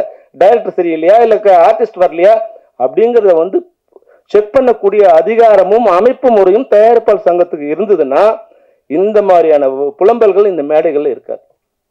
தயவு செய்து தயாரிப்பாளர் சங்கங்கள் ஒன்றிணைந்து இந்த வழியை நீங்க கொண்டு வந்தீங்கன்னா 100% நீங்க கவலைப்பட வேண்டிய அவசியமே இல்லை. நீங்க யாருக்கிட்டையும் போக வேண்டிய அவசியம் இல்லை. அவங்க எவ்வளவு பெரிய ஆளா இருந்தாலும் உங்களை மீறி இங்க படம் நடக்காது. இந்த உத்தரவாதத்தை நான் அந்த மேடையிலும் கொடுக்குறேன், அங்கேயும் கொடுப்பேன், எப்பவும் கொடுப்பேன். ஆனா நீங்க அவங்கள பகைச்ச கூடாதுன்னு நினைக்கிறீங்க. தயாரிப்பாளர்கிட்ட இதெல்லாம் கேட்டா எப்படி? ஏன் ஒரு அமைப்பு நாங்க கேட்கிறோம், நாங்க ஒரு டெக்னீஷியனோட ஷூட்டிங் என்ன எல்லாத்தையும் இன்னைக்கு 23 படத்தோட சங்கங்களோட ஷூட்டிங் எங்கங்கிறது எனக்கு தெரியும். உட்காந்த இடத்துல என்னால் சொல்ல முடியும். இன்னைக்கு 60 ஷூட்டிங் நடக்குதுன்னா யார் யார் ஷூட்டிங்ல இருக்காங்க, எங்கெங்க ஷூட்டிங் நடக்குது என்னால் சொல்ல முடியும். அது கொஞ்சம் கஷ்டம் தான். அதை வந்து ஸ்கீம் பண்ணி ஃபார்ம் பண்ணி கொண்டு போய் சேர்த்துட்டோம். அது போல உங்களுக்கு பணம் வாங்குற சம்பளம் வாங்குற எங்களாலே இதெல்லாம் சொல்ல முடியும்னா பணம் கொடுக்குற உங்களால ஏன் அதை சொல்ல முடியாது? உங்களால ஏன் யுனைட்டா இருக்க முடியாது? பணம் வாங்குற வந்து சிண்டிகேட் பண்ணும்போது பணம் கொடுக்குற நீங்க ஏன் சிண்டிகேட் பண்ண முடியாது? நீங்க ஒரு சிண்டிகேட் பண்ணி ஒரு ஒழுங்குமுறை இது பண்ணிட்டீங்கன்னா இந்த தமிழ் சினிமா 60% நிச்சயமாக மாறுபடும்.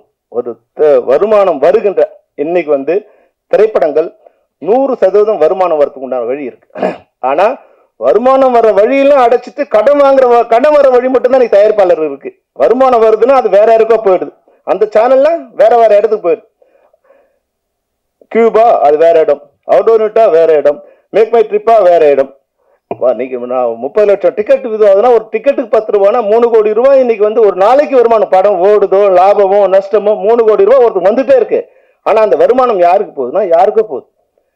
இன்னைக்கு வந்து 1000 சினிமா தேட்டர்ல வந்து 4 ஷோ போயிட்டே இருக்கு, 4000 ஷோ நடந்துட்டே இருக்குன்னா இதுக்கான கியூப் சார்ஜும் கட்டிட்டே இருக்கும். இது வருமானம், இது நஷ்டமே இல்லை.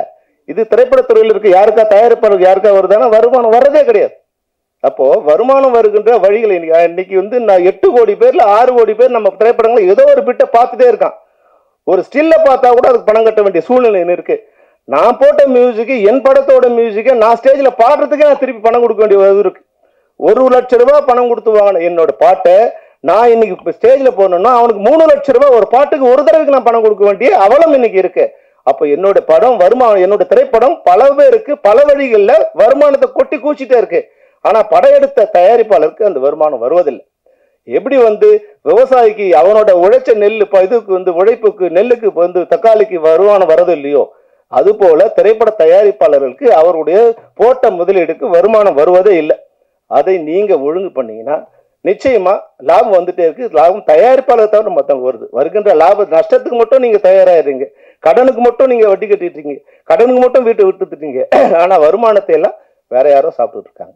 நிச்சயமா இன்னைக்கு திரைப்படத்துறையில போற்றப்படக்கூடியவர்கள் தயாரிப்பாளர்கள் தான். இந்த கஷ்டமான காரியத்திலும் இன்னைக்கு 60 ஷூட்டிங் நடந்துட்டு இருக்கு. யாரோ ஒருத்தன் திரைப்படத்தை நேசிக்கிறான், அவன் படம் எடுக்க வர்றான், அவங்கள நீங்க சீரமைச்சு வழி நடத்தினீங்கன்னா இந்த திரைப்படத்துறை மிக நன்றாக இருக்கும். இந்த திரைப்படத்துறை இந்த மேடையில சொல்றதுக்காக நீங்க என்ன மன்னிச்சிருங்க. ஏன்னா இது வந்து திருமலை சொன்னதுக்காக சொல்றேன். நிச்சயமா நீங்க ஒரு ரூல் போடலாம். இவங்க இன்னைக்கு இந்த படங்கள்ல இந்த ப்ரொமோஷன்ஸ், நான் இந்த படத்துக்காக சொல்லலை, ஏன்னா அது வருஷம் நீங்க தப்பா நினைச்ச கூடாது. அது என்ன ப்ராப்ளம் எனக்கு தெரியாது. எந்த திரைப்படமோ அந்த திரைப்படத்துக்கு உண்டான ஒத்துழைப்போ ப்ரொமோஷன்ஸுக்கோ வராதவர்களோட நீங்க எங்கேயோ போய் படம் எடுத்துங்க, நாங்க உங்களை வச்சு படம் எடுக்க மாட்டேன்னு சொன்னீங்கன்னா யாரும் உங்களை அவங்க படமே நடக்காது. அவங்கெல்லாம் ரோட்ல வர வேண்டியதுதான். அது எவ்வளவு பெரிய ஆளா இருந்தாலும் அந்த இது உங்ககிட்ட இருக்கு. ஆனா என்ன இல்லைன்னா இதை இணைந்து சொல்லக்கூடிய பலம் உங்களுக்கு இல்லை. தனிப்பட்ட முறையில நீங்க புலம்பிக்கலாமே தவிர இணைந்து தயாரிப்பாளர்கள் குரலாய் ஒரே குரலாய் ஒலித்தால் தமிழ் சினிமா உருப்படும். அதை நிச்சயமாக நீங்கள் எடுக்கின்ற அனைத்து முயற்சிகளுக்கும் தென்னிந்திய திரைப்பட சம்மேளனம் ஒத்துழைக்கும் என்பதை இந்த மேடையில உறுதியாக சொல்லி, இந்த மேடை சிறிய தயாரிப்புகளை வாழ வைக்கக்கூடிய மேடையாகும். ஏன்னா சின்ன படங்கள் தான் நான்லாம் இன்னைக்கு வந்தோம். சின்னமா ஒரு சின்ன படம் எடுத்தோம், ஒரு 10 நிமிஷம் படம் எடுத்தோம். அது இப்ராஹிம் ரசான் காட்டும், சிவா காட்டும், விஜயகாந்த் சார் காமிச்சோம். அந்த படங்கள் தான் அது மூலமாக தான் இன்னைக்கு நாங்கள் இன்னைக்கு வருவோம். நான் செம்பருத்தி திரைப்படம் எடுக்கும்போது கூட 90 லட்சம் இன்வெஸ்ட் பண்ண எனக்கு வந்து 1.5 கோடி எனக்கு லாபம் வந்தது. லாபம்னா மொத்தமாக வந்து ஒரு 50-60 லட்சம் ப்ராஃபிட் வந்து. அப்போ எங்களோட பட்ஜெட்டுக்குள்ள எங்களோட கைக்குள்ளேயே சினிமா இருந்தது. இன்னைக்கு நம்ம கைக்குள்ள சினிமா இருக்கான்னா நீங்க தான் எனக்கு பதில் சொல்லணும். நம்ம கையில் சின்ன சினிமாவும் இல்லை, பெரிய சினிமாவும் இல்லை. இன்னைக்கு திடீர்னு வந்து நம்ம வந்து பலூன் ஊதுறோம். பலூன் ஊதின உடனே அது வந்து விரிவடையுது. விரிவடைஞ்சோன்னா இதுதான் மொத்த உலகம் நினச்சிக்கிறோம்.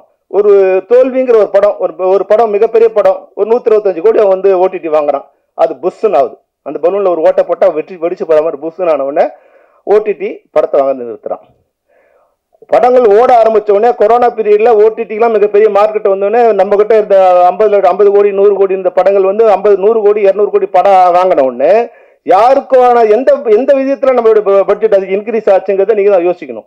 அப்போ 100 கோடி படம் 300 கோடிக்கு வியாபாரம் ஆகும்போது நீங்கள் 300 கோடிக்கு பண்ணீங்க. இப்போ ஓடிடி வாங்குறது இல்லை, சேட்டலைட் வாங்குறது இல்லை. அப்போ என்ன பண்ணணும்?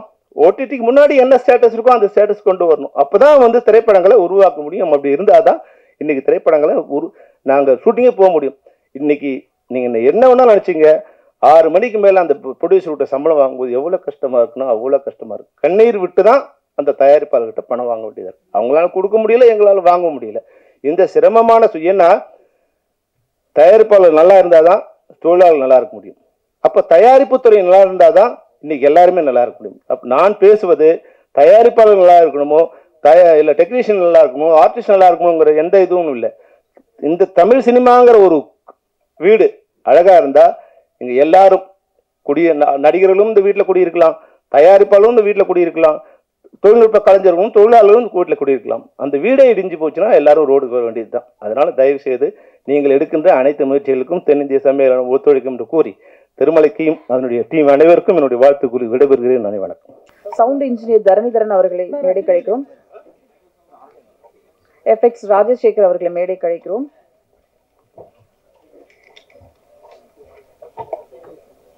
எமக்கு தொழில் ரொமான்ஸ் படத்துடைய இசை வெளியீடு இப்போது சிறப்பு விருந்தினர்கள் வெளியிட படக்குழுவினர்கள் பெற்றுக் கொள்வார்கள். அதன் பிறகு இசை நிகழ்ச்சி தொடரும்.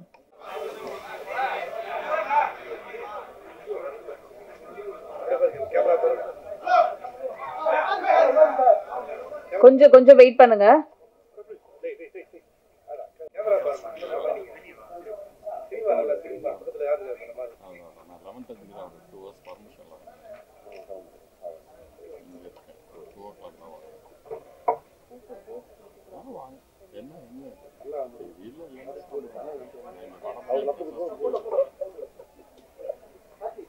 அங்க வேலை இருக்கா முடிச்சுட்டு கிளம்பி போன் அடிங்க, நானும் வரேன், சாப்பிடுவேன். இல்லை இங்கே வந்துட்டு கூட திரும்பி போகிறேன்னா போகலாம். Audio cassette release function studio வரணும். அனைவருக்கும் இனிய காலை வணக்கம். ஒவ்வொரு வெள்ளிக்கிழமையும் படம் என்னாகுமோ ஏதாகுமோன்னு ஒரு டென்ஷன்லேயே இருந்தது. இந்த வெள்ளிக்கிழமை நல்லா வந்திருக்கு. ராயன் ஒரு வியாபார ரீதியாக மாபெரும் வெற்றியை பெற்றிருக்குது. ஒரு மகிழ்ச்சியான சூழ்நிலை தான் இன்று தமிழ் சினிமாவுக்கு. இங்கிருந்து அனைவர் சார்பாகவும் இந்த டீம் ராயனுக்கு என்னுடைய வாழ்த்துக்களை தெரிவிச்சுக்கிறோம். இதுபோக வார வாரம் நிறையா படங்கள் ஜெயிச்சுட்டே வந்தால் இன்னைக்கு பேசுகிற இந்த டிப்ரெஸ்டு டாக்ஸ் எல்லாம் குறைஞ்சு போயிடும். நிறைய வெற்றிகள் வரணும், அது மட்டும்தான் நோக்கம். அந்த வகையில் எமக்கு தொழில் ரொமான்ஸ் வியாபார ரீதியாக வெற்றி படமாக அமையணுன்றது என்னுடைய வேண்டுதல், வாழ்த்துக்கள். இந்த விழாவினுடைய முக்கியமாக இங்கே வந்து அத்தனை பேருமே வந்த ஒரே காரணம் திருமலை என்ற ஒரே காரணம். தம்பி திருமலை வந்து ஒரு அற்புதமான சினிமாவின் காதலன். அவனுக்கு தொழில் சினிமா தான், வேறு எதுவுமே இல்லை. அந்த மாதிரி ஒரு நல்ல போராளி, ரொம்ப பேஷனேட்டாக சினிமாவை ரொம்ப லவ் பண்ணி சினிமான்னு லெஃப்ட் ரைட்டு சுற்றிட்டு இருக்கிற ஆள். அவருக்கு வந்து இன்னைக்கு திருமலை வந்து ஒரு ப்ராடக்ட் ஐடென்டிஃபை பண்ணி ஒரு படத்தை பார்த்து அந்த படத்தில் இருக்கிற சிக்கல்களை கலைந்து அதை வெளியே கொண்டு வர்ற முயற்சிக்கு நிச்சயமாக எங்களுடைய எல்லாருடைய ஆதரவுக்கும் வாழ்த்துக்கள். அந்த மாதிரி ஒரு போராட்டம் ஜெயிக்கணும். ஏன்னா அந்த மாதிரி பண்ணும்போது இன்னும் நிறைய சின்ன படங்களை மீட்டு கொண்டு வருவதற்கு பல பேர் முயற்சிப்பாங்க. அதற்கு உறுதுணையாக இருக்கக்கூடிய மகேந்திரகுமார் நகார் அவர்களுக்கு மற்ற வென்டையர் டீமுக்கு என்னுடைய வாழ்த்துக்கள். இயக்குனர் பாலாஜி அவரை பற்றி நான் கேள்விப்பட்டிருக்கேன், நிறைய நல்ல படம்லாம் இந்த படத்தை நல்லா பண்ணியிருக்காரு அப்படின்ட்டு. அவர் வந்து ஜெயிச்சு ஒரு பெரிய இயக்குனர் வருவதற்கு என்னுடைய வாழ்த்துக்கள். அதே மாதிரி வந்து தமிழ் சினிமாவின் மிகச்சிறந்த குறிப்பிடக்கூடிய அற்புதமான மெலோடிகளை தரக்கூடிய இசையமைப்பாளர் தம்பி நிவாஸ், அவருக்கும் இந்த படத்தினுடைய வெற்றி பெரிய வரவேற்பை தர வேண்டும், இந்த பாடல்கள் வெற்றியடைய வேண்டும் அவருடைய வாழ்த்துக்களை தெரிவிச்சுக்கிறேன். அது மாதிரி வந்து இந்த ஒரு இக்கட்டான சினிமா சூழ்நிலையில் இது போன்ற சிறிய படங்களை வெளியே கொண்டு வரதுக்கு முயற்சிக்கிற திருமலைக்கும் அந்த மொத்த டீமுக்கும் என்னுடைய நெஞ்சார்ந்த வாழ்த்துக்களையும் நன்றியும் தெரிவிச்சுக்கிறேன். நன்றி, வணக்கம். நன்றி சார். அடுத்ததாக நாம் பேச அழைக்கிறோம். சில இயக்குநர்களின் ஒரு படம் போதும் இந்த உலகையே பேச வைக்கும். அத்தனை விருதுகளும் அள்ளி குவித்த ஆரண்ய காண்டம் படம் ஆணை பெண்ணாக்கி பார்த்து அழகு பார்த்த சூப்பர் டீலக்ஸ் தொடரும் வெற்றி படங்கள் தீயாய் எழுந்து திசைகள் பல கடந்து மீண்டும் மீண்டும் வெற்றி கதைகள் கொடுக்க வாழ்த்துக்களோடு அழைக்கிறோம் தியாகராஜா குமாரராஜா அவர்களை.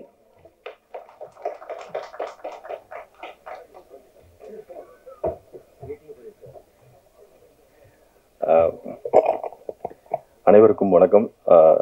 எனக்கு முன்னாடி நிறைய பேர் காரசாரமா பேசிட்டு போனதுனால நான் உப்பு சப்பு இல்லாம ஒரு வாழ்த்துக்கள் வேண்டி தெரிவிச்சுக்கிறது தான் இருக்கேன். பாலாஜி ரொம்ப நாளா பழக்கமான நண்பர். இப்ப சமீப காலமா ரொம்ப நெருக்கமா பழகிறதுக்கு வாய்ப்பு கிடைச்ச ஒரு நண்பர். நிறைய சிரமங்களுக்கு நடுவிலையும் போராட்டங்களுக்கு நடுவிலையும் அவர் அந்த படத்தை எடுத்திருக்கிறார். நம்ம தமிழ் சினிமாவில் பெரிய பெரிய இயக்குனர்கள் எல்லாமே சின்ன சின்ன படங்கள் பண்ண ஆரம்பிச்சுதான் பெரிய இயக்குனர்கள் ஆயிருக்காங்க. ஏன்னா அது மாதிரி இவரும் ஒரு சின்ன படத்துல ஸ்டார்ட் பண்றாரு. மிகப்பெரிய இயக்குனராக வர்றதுக்கு வாழ்த்துக்கள். இசையமைப்பாளர் நிவாஸ்க்கும் என்னுடைய வாழ்த்துக்கள். படத்தில் நடித்த அசோக் செல்வன், பாலாஜி தரணிதரன், விஜய் வரதராஜன், படவகோபி இவர்கள் அனைவருக்கும் என்னுடைய வாழ்த்துக்கள். படம் வெற்றி அடைய என்னுடைய மனமார்ந்த வாழ்த்துக்கள். நன்றி, வணக்கம். Thank you sir. அடுத்ததாக நாம் பேச அழைக்கிறோம் தெகிடி, சேதுபதி, செம்பி, டக்கர் என்ற நிலமெல்லாம் மணக்க நாமெல்லாம் மகிழ காதுகளில் ஒலிக்கும் இவரது கான பாடல் எப்போதும் எங்கேயும் இவர் குரல் எமக்கு தொழில் ரொமான்ஸ் என்று ஒலிக்க வேண்டும் என்று வாழ்த்துக்களோடு அழைக்கிறோம் நிவாஸ் கே பிரசன்னா இசையமைப்பாளர் அவர்களை.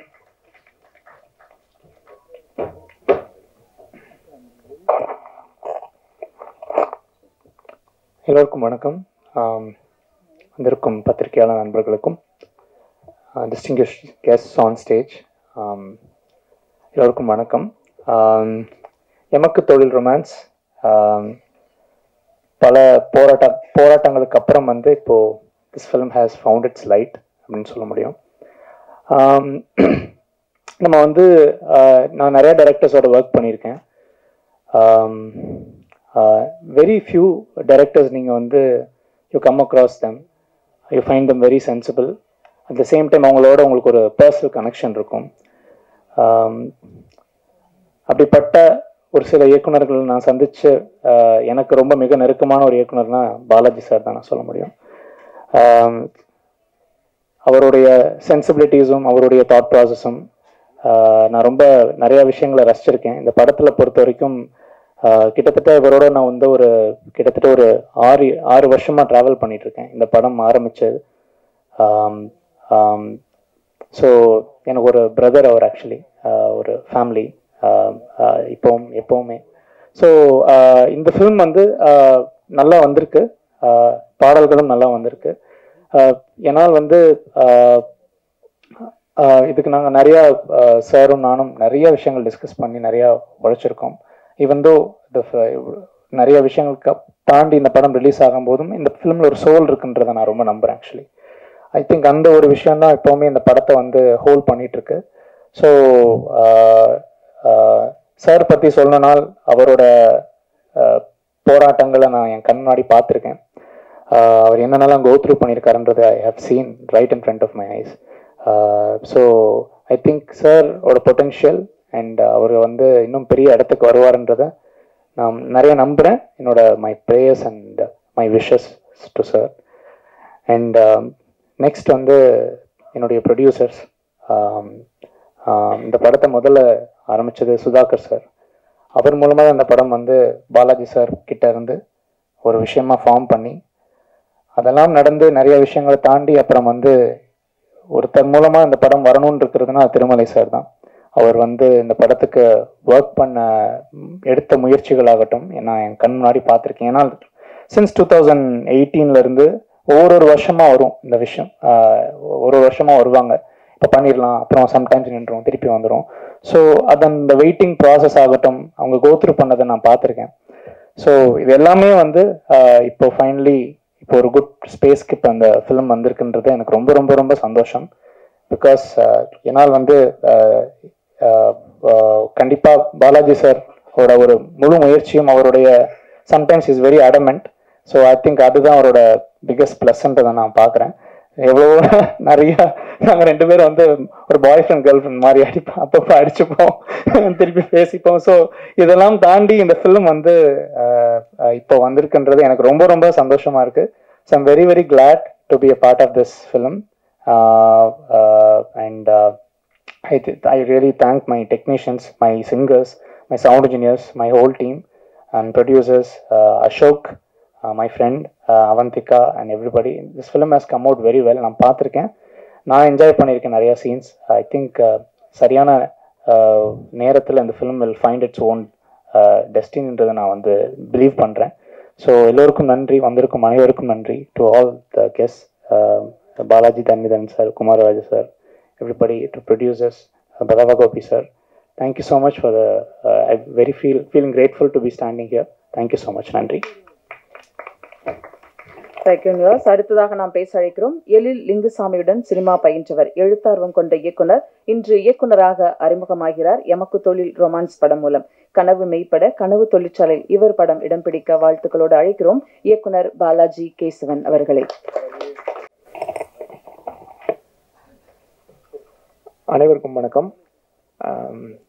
எமக்கு தொழில் ரொமான்ஸ் இது வந்து ஒரு ஜாலியான படம் தான். ரொம்ப பெரிய ட்விஸ்ட் அண்ட் டர்னோ பெரிய புதுமையோ அப்படி கிடையாது. ரொம்ப இன்ட்ரெஸ்டிங்கான ஒரு படம் பண்ணணும். அது நம்ம யோசிக்கும் போதும் எழுதும் போதும் எடுக்கும் போதும் அந்த நோக்கத்தில் எடுக்கப்பட்டது தான் இந்த படம். என்டர்டெயின் பண்ணணும் அப்படின்றது அது இப்போ படமாக பார்க்கும்போதும் அது இருக்குது. பட் படத்தை சுற்றி நடந்த விஷயங்கள் பயங்கரமான திருப்பங்களும் திகிலூட்டும் சம்பவங்களுமா இருந்தது. பட் இது முடிஞ்சு இப்போ இது வந்திருக்கிறது ரொம்ப மகிழ்ச்சியாக இருக்குது. அது இல்லாமல் நிறைய பேத்துக்கு நான் நன்றி சொல்லணும். இந்த படத்தில் வந்து என்னோட தயாரிப்பாளர் சுதாகரனில் ஆரம்பித்து இந்த படத்தில் ஒர்க் பண்ண நடிகர் நடிகைகள், டெக்னீஷியன்ஸ், அது ஒரு பெரிய பட்டியல். அது சொல்கிறதுக்கு நிறையா இருக்குது. பட் நிறையா பேசியிருக்காங்க, இன்னும் பேசணுங்கிறதுனால நான் ரொம்ப சுருக்கமாக சொல்கிறேன். நிவாஸ்க்கு ரொம்ப தேங்க்ஸ். நிவாஸ் சொன்ன மாதிரி தான், நானும் வந்து நிவாஸ் கூட அவ்வளோ சண்டை போட்டிருக்கா. அவரோட தம்பி அது வந்து என்னென்னா அது சேட்டை பண்ணுற தம்பி. அது சில பேர் நல்லா புத்திசாலியாக இருப்பாங்க, படிக்க மாட்டாங்க, உட்காந்து படிக்க மாட்டாங்கல்ல, அந்த மாதிரி அவர் கூட ஒர்க் பண்ணும்போது கொஞ்சம் அந்த மாதிரி விஷயங்கள் அந்த மாதிரி நடந்தது. ரொம்ப நல்லா வந்திருக்கு. சினிமாட்டோகிராஃபர் கணேஷ் சந்திரா அவரும் அப்படி தான். எனக்கு எப்போவுமே இந்த ஸ்பாட்டில் ஒர்க் பண்ணும்போது நம்ம என்ன பிரச்சனைகளோட ஒர்க் பண்ணாலுமே அது வந்து நான் ரொம்ப ஒரு அன்பான ஒரு காதல் மிகுந்த இடமா பார்ப்பேன். ஏன்னா நம்ம ஒரு விஷயம் யோசிச்சுட்டு போகிறோம், நம்ம எங்கேயோ ஒரு உட்காந்து யோசிச்சிருப்போம், ரொம்ப ஈஸியாக யோசிச்சிருப்போம். அதை எடுக்கிறதுக்கு அந்த ஒரு 30-40 பேர் அந்த ஒரு புள்ளியில் கவனம் வச்சு, அது ஃபோக்கஸ் புல்லிலேருந்து ட்ராலி தள்ளுறவங்கலேருந்து அந்த மூச்சை பிடிச்சி அந்த 30-40 பேர் அந்த ஒரு புள்ளியில் வேலை பார்க்குறாங்கல்ல, அந்த இடத்த பார்க்கும்போதே நமக்கு ரொம்ப சந்தோஷமாக இருக்கும். நம்ம ஒரு விஷயம் யோசித்தோம், அது அவ்வளோ பேர் வேலை பார்க்குறது என்னென்னா அவங்களுக்கு காசு தர்றாங்க, இல்லை அவங்கள இம்ப்ரெஸ் பண்ணணும், அதெல்லாம் கிடையாது. முழுக்க அந்த சினிமா மேலே இருக்கிற அவங்களோட பேஷன் இருக்குல்ல, அது பார்க்கும்போது நமக்கு அவ்வளோ சந்தோஷமாக இருக்கும். என்ன பிரச்சனை இருந்தாலும் நம்ம அதை எடுத்துடலாம். அப்படி இந்த கேமராமேன்லாம் வந்து பார்த்தா ஒரு ஷாட் எடுத்துட்டு நம்ம பரபரப்பாக போயிட்டு இருக்கோம். ப்ளீஸுங்க ஒரே ஷாட் அப்படி லென்ஸ் மாற்றி அப்படி எடுத்துடுறேன் பாரு, ஏன் கெஞ்சுற நீ, நம்ம படத்துக்கு தானே எடுக்கிறேன். ஆனால் பட் நம்ம சீக்கிரம் போகணும் அப்படின்ற மாதிரி போயிடுவோம். அதே மாதிரி பார்த்தா எல்லாருமே மெயின் டெக்னீஷியன் இல்லை, அந்த டீமில் ஒர்க் பண்ணுற எல்லாருமே அந்த ஒரு ஸ்க்ரீன்லாம் வந்து அந்த ப்ளோயர் வச்சு ஒருத்தர் வந்து கிருன்னு அடிச்சிட்டு இருக்காரு அந்த காற்றுல, ஸ்க்ரீன் எட்ஜ் ஃப்ரேம் எட்ஜில் ஆடணுன்ட்டு. அது எனக்கு டிஸ்டர்ப் ஆகுதுன்னு போய் அந்த ஸ்க்ரீனை விலைக்கு பார்த்தா அந்த அசிஸ்டன்ட் கேமராமேன் வந்து ஒரு பூனை மாதிரி சுருண்டு படுத்து அடிச்சிட்டு இருக்காரு. அப்படி பார்த்தோன்னே அப்படி பார்த்தாப்புல டிஸ்டர்பன்ஸாக இருக்குன்னே சரி அப்படின்னாப்புல. அவர் வந்து என்னன்னா அவர் வீட்டில் சாப்பிட்டுட்டு தட்டை கழுவாரான்னு தெரியாது. ஆனால் இந்த வேலையை அவர் பண்ணுறாருன்னா அவர் கேமராமேனை இம்ப்ரெஸ் பண்ணணும் இல்லை என்ன அப்படி கிடையாது, அவருக்கு சினிமா மேலே இருக்கிற ஆர்வம். அப்படி அந்த தொழிலில் வேலை பார்க்குறவங்க மொத்தமாக வேலை பார்க்கும்போது ஒன்று இருக்கும்ல, அதை நான் இந்த படம் ஒர்க் பண்ணும்போது மொத்த டீம் கூடயும் நான் ஃபீல் பண்ணேன். அவங்க எல்லாருக்குமே என்னோட நன்றிகளை சொல்லிக்கிறேன். Alan, editor Alan, Jai, art director, எல்லா பேருமே என்னோட அசிஸ்டன்ட் டைரக்டர்ஸ் எல்லாருக்குமே நான் நன்றி சொல்லிக்கிறேன். அவர் திருமலை அவர்களுக்கு நான் மிகப்பெரிய நன்றி சொல்கிறேன். ஏன்னா அவர் ஆக்சுவலாக இது எமக்கு தொழில் ரொமான்ஸ், அவர் எமக்கு தொழில் போர் அப்படிங்கிற மாதிரி ஒன்று ஆரம்பிச்சாரு. அதனால வந்து அவர் சொல்ல வேண்டிய விஷயங்கள் அவர் அது போராட்டத்துக்கு அப்புறம் இந்த படத்தை வெளியில் எடுத்துட்டு வர்றாரு. உங்க பார்க்குற எல்லாருக்குமே இந்த படம் வந்து ஒரு நல்ல ஒரு ஜாலியான ஒரு மூட்ல இருக்கும்னு நம்புறேன். அப்புறம் திரைத்துறையில் இருக்க பெரிய பெரிய ஆட்கள் அவங்க இந்த மேடையில் இருக்கிறது என்னோட படத்துக்கு வந்திருக்கிறதுன்றது வந்து எனக்கு வந்து ரொம்ப சந்தோஷமா இருக்கு. இப்போ செல்வமணி சாரா இருக்கட்டும், சிவா சாரா இருக்கட்டும், அப்புறம் அந்த ஒரு அலெக்சாண்டர் அவர் ப்ரொடியூசர்லாம் வந்து அவரை நான் பார்த்தது கூட கிடையாது. ஒரு படத்தை பார்த்துட்டு ஜெனுவனா அந்த படத்தை பார்த்து என்ஜாய் பண்ணேன்னு சொல்லும்போது நமக்கு சந்தோஷமா இருக்கு. எனக்கு வந்து என்னன்னா நான் இப்பவும் ஒரு சாதாரண ரசிகன் தான். நான் இந்த படமும் ஒரு சாதாரண படம் தான். பட் என்னன்னா நமக்கு நானே இப்போ ட்ரெய்லர் டீசர் பார்க்கும்போது ஏதோ ஒரு படம் பார்க்குறோங்கிற சந்தோஷத்துல தான் உட்காந்துருந்தது. என்னோட படங்கிற இல்லை, நமக்கு எப்பவுமே அந்த ஒரு படம் பார்க்குறோங்கிற ஒரு மகிழ்ச்சி இருக்கும்ல, அது வந்து அது எனக்கு அந்த மாதிரி தான் அதை எடுத்திருக்கிறோம். எல்லாரும் அப்படி சொல்றது, இவங்க எல்லாம் வந்திருக்கிறது, என்ன வாழ்த்துனது, ரொம்ப ஜெனுவனா சொன்னது எனக்கு ரொம்ப சந்தோஷமா இருக்கு. முக்கியமா என்னோட நண்பர்கள் பாலாஜி தரணிதரன், செல்லா, குமார் ராஜா, அவங்களுக்குலாம் நான் என்னோட மிகப்பெரிய நன்றியை சொல்லிக்கிறேன். ஏன்னா என்னோட நண்பர்கள் தான் எனக்கு ஒரு வகையில் ஆசான்கள். உங்ககிட்ட தான் நான் கத்துக்கிறேன். நான் வந்து நிறைய படம் பார்த்து புக்கு படிச்சு அப்படிலாம் கிடையாது. நம்ம இப்போ பாலாஜி கூட நான் ஒரு படம் பார்க்குறேன்னா அந்த பாலாஜி படம் பார்க்கும்போது அது அவரோட பார்வையில் சில விஷயங்கள் சொல்லும்போது அது நமக்கு லேர்னிங்கா இருக்கும். குமார் ராஜாவும் அப்படிதான். குமார் ராஜாலாம் வந்து அவர் கூட நான் குமார் ராஜா, செல்லா, பாலாஜி 3 பேருக்குள்ள ஒற்றுமை என்னன்னா, இவங்க கிட்ட பேசிட்டு போயிட்டேன்னா வீட்டில் நினைச்சு சிரிச்சிட்டு இருப்பேன்.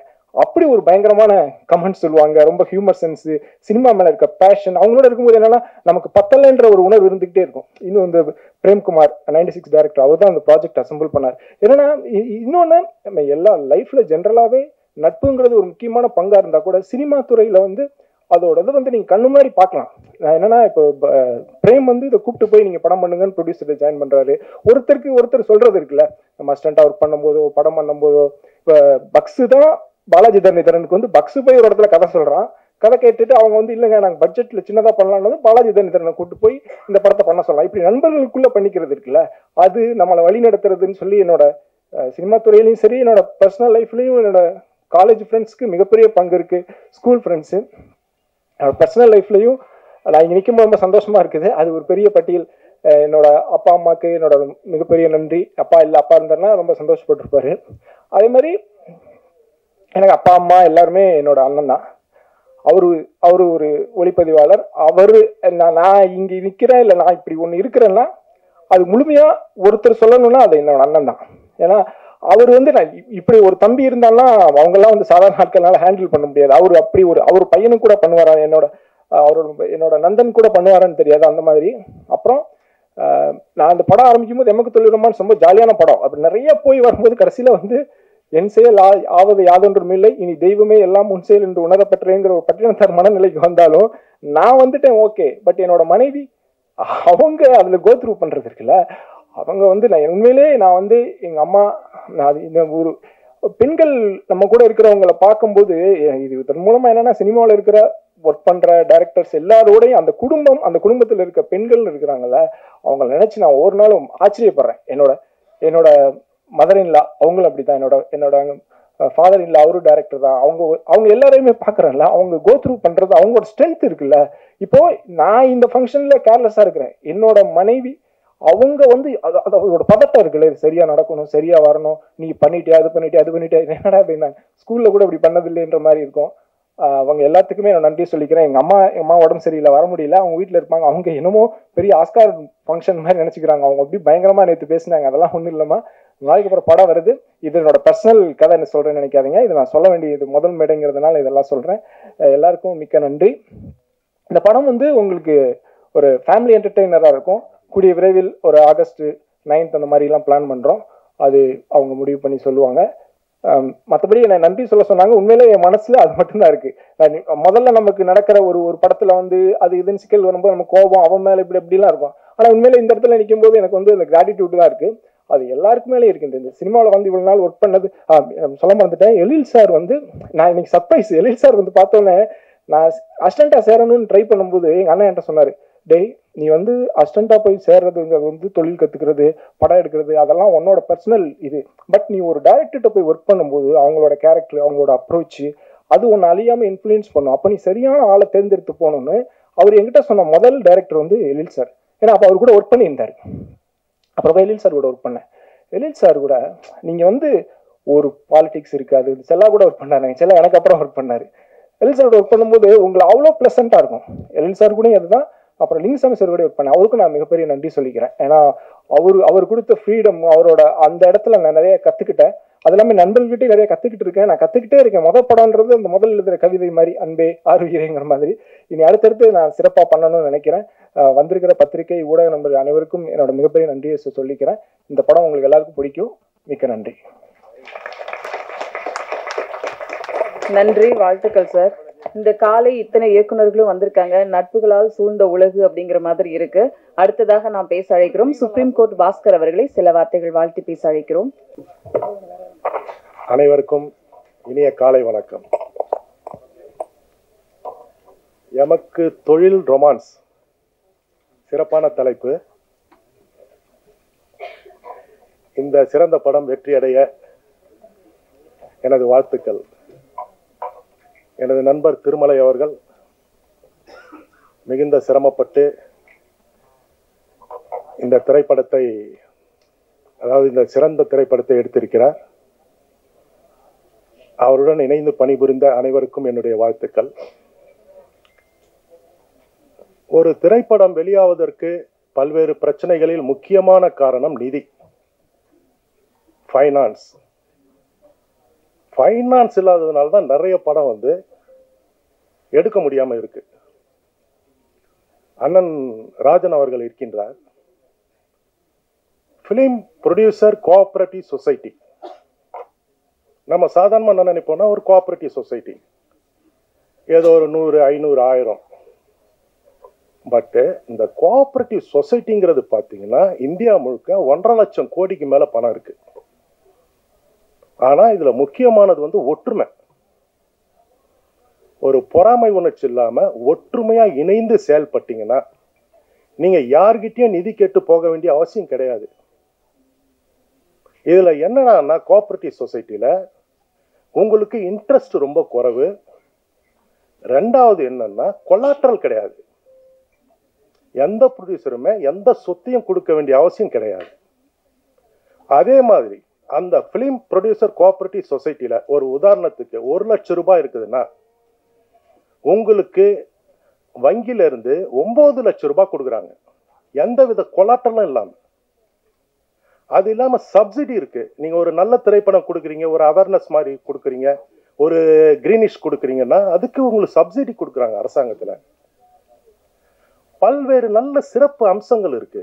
இதுல ஒரு உயர்மட்ட ஒரு அமைப்பா பிலிம் ப்ரொடியூசர் கோஆபரேட்டிவ் சொசைட்டி ஏற்படுத்தி ஒரு தவறு நடக்காம, ஒரு தில்லுமுள்ளு நடக்காம கரெக்டா இணைஞ்சு நீங்க பயணம் பண்ணீங்கன்னா நீங்க யார்கிட்டயும் போய் ஃபைனான்ஸ் கேட்க வேண்டிய அவசியமே கிடையாது. ஒரு 15 பேர் 20 பேர் கொண்ட உறுப்பினர் மாதிரி இணையுங்க. இணைச்சு அதை ஒரு டாப் லெவல் கமிட்டியா வைங்க. பணம் இருக்கு, நீங்களே முடிவு பண்ணுங்க, நீங்களே முதலாளி, நீங்களே கொடுங்க. அரசாங்கத்துடைய உதவிகள் நிறைய இருக்கு அதுல. அதை விட்டுட்டு பணம் இல்லை உங்களுக்குள்ள ஒரு போட்டி பொறாம, இவரை கேட்கறது, கொலாட்ரல் கொடுக்கறது, சொத்து இல்லாம நடுத்தெருல நிக்கிறது.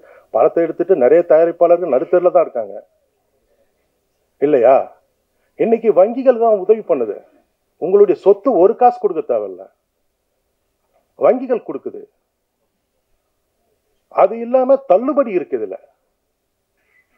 இத நீங்க எல்லாமே மிகச்சிறந்தவங்க, நிறைய விஷயங்கள் தெரிஞ்சவங்க. நாங்க உச்ச நீதிமன்றத்துல இருக்கோம், ஏதோ ஒரு சில விஷயங்கள் தெரியும். ஆனா இதுல முக்கியமானது ஒற்றுமை. ஒற்றுமை இருந்ததுன்னா ஒரு சாதாரண லேபர் சொசைட்டிலே பாத்தீங்கன்னா 1000 கோடி 2000 கோடி ரூபாய் புழங்குது. இந்த மாதிரி ஒரு அமைப்பு நிறுவுங்க. அனைத்து திறமையானவங்க, உயர்வானவங்க இங்க இருக்கீங்க. இதை கொஞ்சம் கவனத்துல எடுத்துக்கோங்க. எடுத்துக்கிட்டு சிறப்பா இதை அமைச்சு செயல்பட்டீங்கன்னா வெற்றி உறுதி மட்டும் கிடையாது, எதிர்காலத்துல ஒரு 10 ஆண்டுகள் 20 ஆண்டு காலம் கழிச்சு பார்த்தீங்கன்னா இந்த சொசைட்டிலேயே 100கணக்கான கோடிகள் இருக்கும். அதை உங்களுக்குள்ளவே ஒரு டர்ன்ல ஒரு சூழ்நிதி மாதிரி போட்டு நீங்க பண்ணலாம். இதுக்கு ஒரு டாப் எக்ஸ்பர்ட் கமிட்டியை வச்சுக்கோங்க. ஒரு படத்தை பாருங்க, அதுக்கு எவ்வளவு நீங்களே கொடுங்க, நீங்களே எடுத்துக்கோங்க. இது என்னுடைய ஒரு தாழ்மையான விண்ணப்பம். இதை கன்சிடர் பண்ணுங்க. Thank you so much.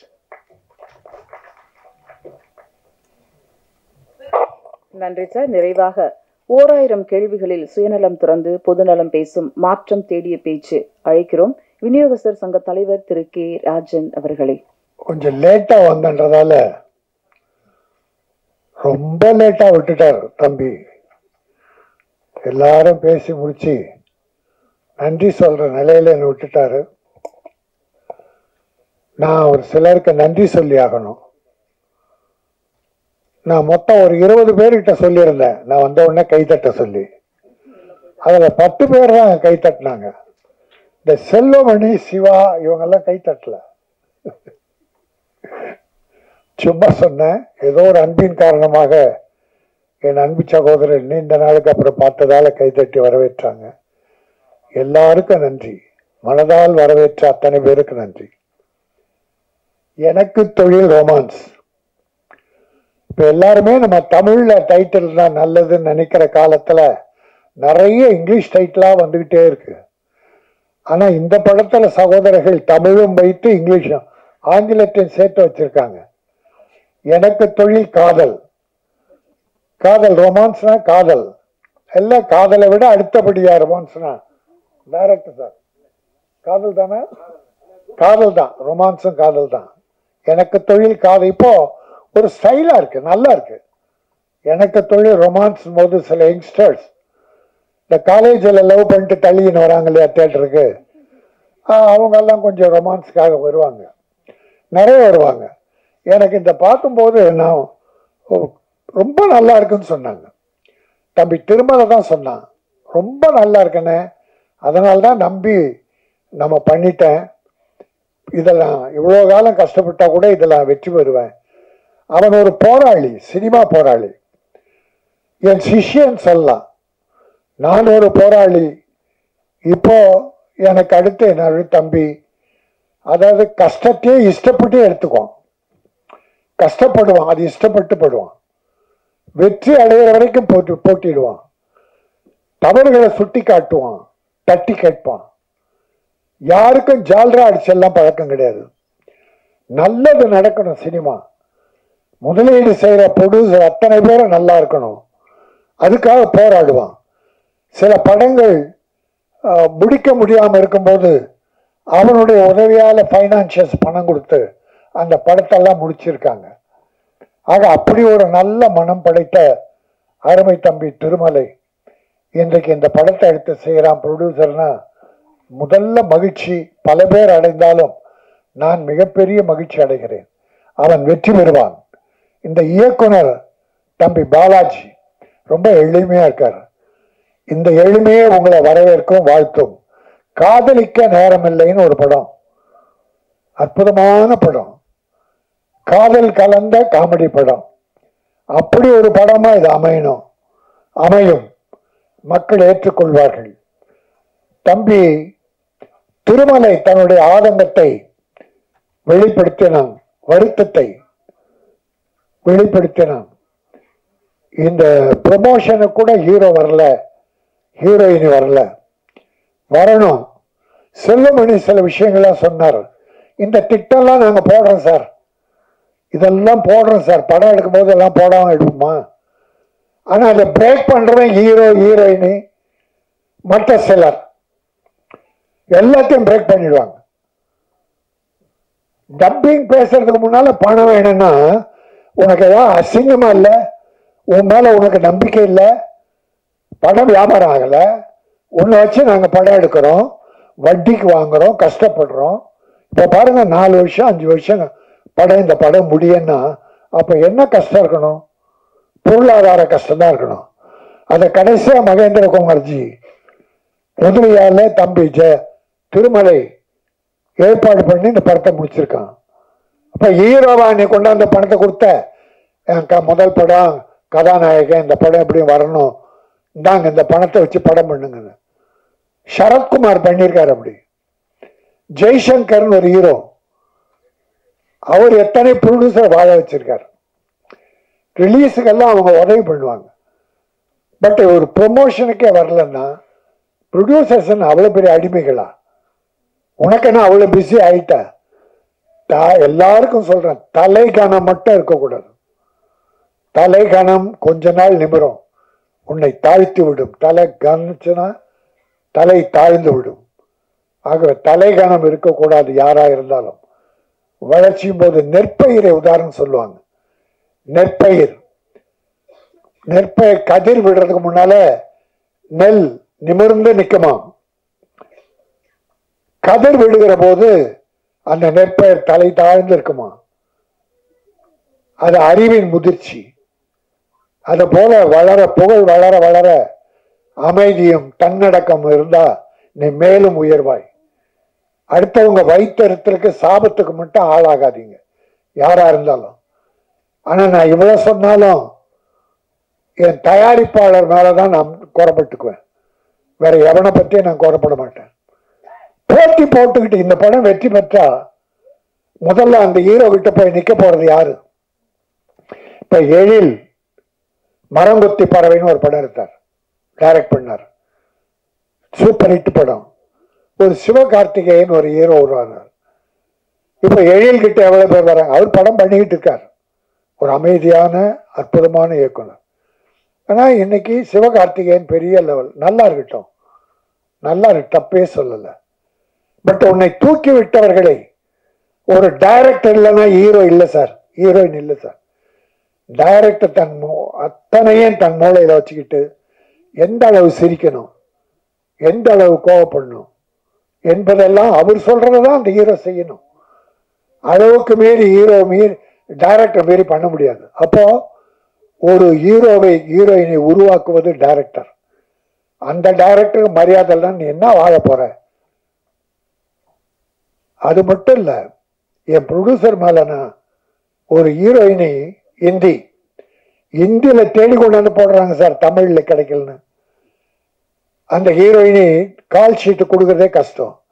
கொடுத்தா பாம்பேல இருந்து வரணும், பாம்பேல பிளைட் வீட்டில இருந்து ஏரோட்ரம் வர வரைக்கும்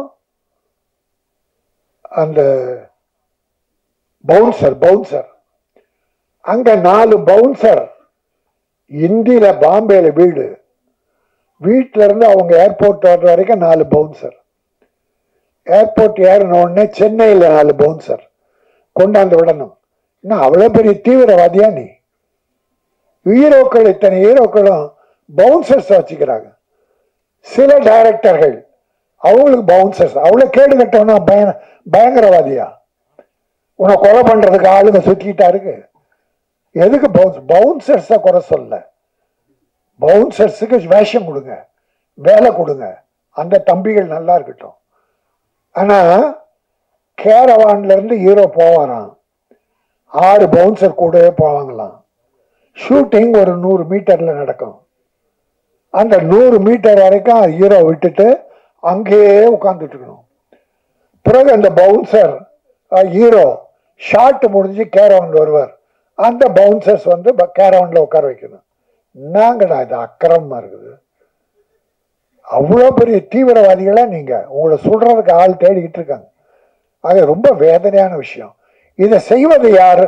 நம்ம ப்ரொடியூசர். நான் அவங்கள குறை சொல்ல மாட்டேன், எனக்கு வேணாம் அந்த ஹீரோ வேணாம் என்று சொல்ல தைரியம் இல்லையே. அவங்களால எத்தனை கோடி சம்பாதிக்க போறீங்க? படுற வேதனை அவ்வளவு பெரிய வேதனை. ஆகவே சில கஷ்டங்கள் ப்ரொடியூசர்ஸுக்கு பலர் செயற்கையா கொடுக்கறாங்க. இதற்கு தயாரிப்பாளர் சங்கம் தான் ஒரு முடிவு எடுக்கணும். திருமலை இங்க கத்தி பிரயோஜனம் கிடையாது. தயாரிப்பாளர் சங்கம் ஒற்றுமையா இருக்கணும். ஆந்திரா பிரமாதமா இருக்கு. ஆந்திரா ப்ரொடியூசர் கவுன்சிலை மீறி யாராலும் ஒன்றும் பண்ண முடியாது. கேரளா பவர்ஃபுல் ப்ரொடியூசர் கவுன்சில் சொல்றதா நடக்கும். கர்நாடகாவும் அப்படிதான். நான் ஒரே ஒரு உதாரணம் சொல்லி முடிக்கிறேன். ஆந்திராவில் ஒரு வில்லனுக்கும் ஒரு ஹீரோயினுக்கும் ரெட்டு போட்டாங்க. ஒரு ப்ரொடியூசருக்கு டேட்டு கொடுத்து அந்த படத்தில் ஆக்ட் பண்ணாம அவரை விட்டுட்டு இன்னொரு படம் பெரிய ப்ரொடியூசர் டைரக்டர் படத்துக்கு போயிட்டாங்க. அந்த ப்ரொடியூசர் கம்ப்ளைண்ட் பண்ணார், என் படத்துக்கு தேதி கொடுத்துட்டு அந்த வில்லனும் ஹீரோயினும் வரலன்னு.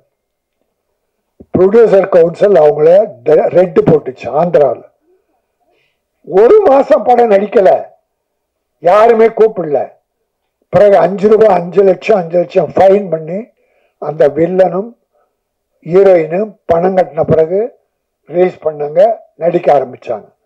யாரும் இல்ல, பிரகாஷ் ராஜ் என்கிற வில்லன், சிம்ரன் என்கிற ஹீரோயின். அப்போ அந்த பவர் எங்க போச்சு உங்களுக்கு? நம்முடைய வேலை செய்பவர்கள் அவங்க கிட்ட நம்ம அடிமையா இருக்க முடியாது. அந்த கட்ஸ் நம்ம ப்ரொடியூசருக்கு வேணும். அந்த கட்ஸை கொடுக்க வேண்டியது ப்ரொடியூசர் கவுன்சில். செல்லமணி சொன்ன மாதிரி சரியா வரலையா, பெப்சி கிட்ட சொல்லி ஒத்துழையாமை கொண்டு வாங்க. ஒரு ஹீரோ போடாத, கிட்ட போகாத, எந்த ப்ரொடியூசரும் போகாத. 3 மாசம் முகம் வளர்ச்சி ஆகட்டும். மேக்கப் போடாமல் இருக்கட்டும், அப்புறம் அழ போகிறாங்க பாரு, வந்து வேஷம் கேட்பாங்க. ஆக எந்த ஊரில் தனிப்பட்ட முறையில் நான் யாரும் சொல்லலை. என் ப்ரொடியூசரை வேதனைப்படுத்திய எந்த ஹீரோ ஆனாலும் அவரை நான் வன்மையாக கண்டிக்கிறேன். இந்த எனக்கு தொழில் ரொமான்ஸ் மிகப்பெரிய வெற்றி பெறும். மிகச்சிறந்த நகைச்சுவை காதல் கதை. அந்த படத்தை மக்கள், தமிழக மக்கள் மட்டுமல்ல, சினிமா பார்க்கிற அத்தனை பேரும் ஏற்பார்கள். அதன் மூலமாக ஒரு கதாநாயகன் மிகப்பெரிய வெற்றி பெறுவார். ஹீரோ ஓடுறாங்க. இப்போ அந்த ஹீரோ ப்ரொமோஷனுக்கு வந்திருந்தா இந்த டிவி, நம்ம கேமராக்கள் எல்லாமே அவங்ககிட்ட தான் இருந்திருக்கும். எங்கேயும் ப்ரொமோஷன் அவங்களுக்கு தான். ப்ரொடியூசர் யாருன்னா எடுப்பாங்க, டைரக்டர் யாருன்னா போட்டோ எடுப்பாங்க, கிட்டச்சாக மாட்டாங்க. ஒரு ப்ரொடியூசர் போய் சார் டைம் ஆச்சு வாங்க வாங்க ஹீரோவை கூப்பிட்டா ஒரு கேமரா சார் கொஞ்சம் தள்ளி நில்லுங்க, ப்ரொடியூசரை தள்ளி நில்லுங்கன்ட்டு கேமரா ஹீரோ எடுக்கிறான், ஹீரோயின் எடுக்கிறான். அப்ப இங்கேயும் பவர் யாருக்கு? உங்களுக்கு தான். உங்களுக்கு தான் ப்ரமோஷன். நன்றி மறக்காதீர்கள். என் நன்றி கொண்டார்க்கும் உய்யோண்டாம் உய்வில்லை, செய் நன்றி கொன்ற மகருக்கு என்று வள்ளுவன் சொன்னான். இன்னைக்கு நல்லா இருக்கலாம். ஒரு வாழை மரம், ஒரு தேக்கு மரம், ரெண்டுத்துக்கும் ஒரு வாதம் வந்தது.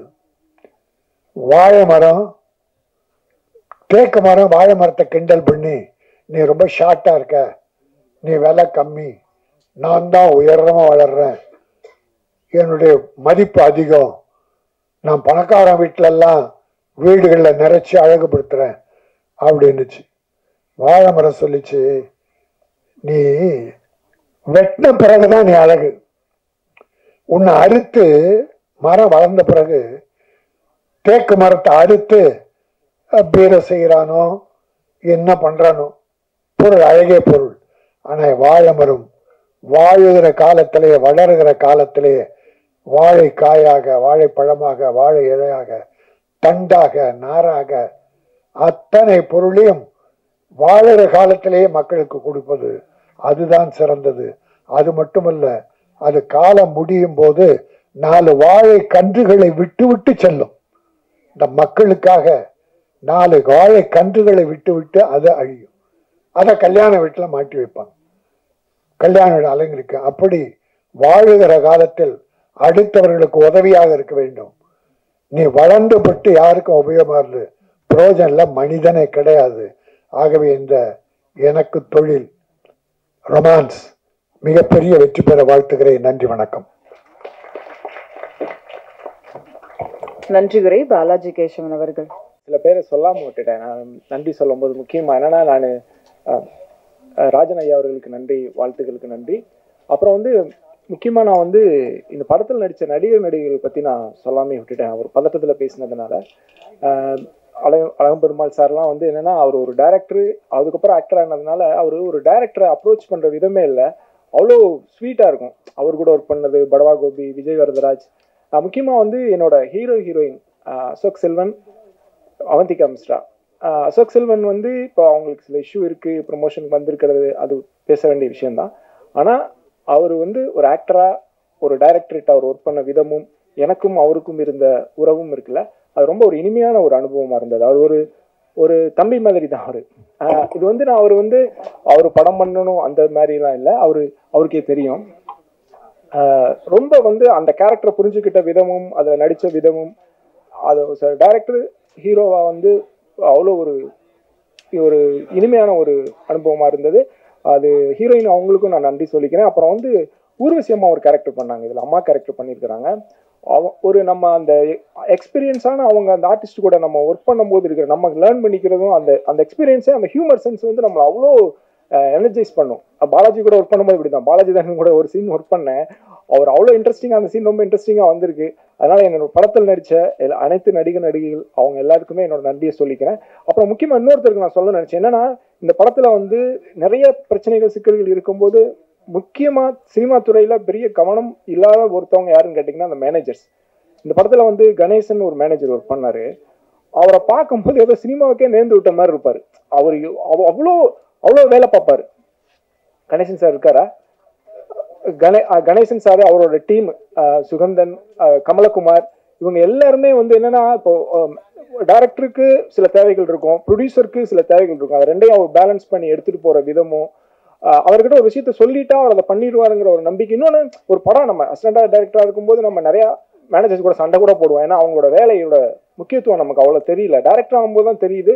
அவங்க தான் ஒரு முதுகெலும்பு மாதிரி அதை எல்லாத்தையுமே நிகழ்த்துறாங்க.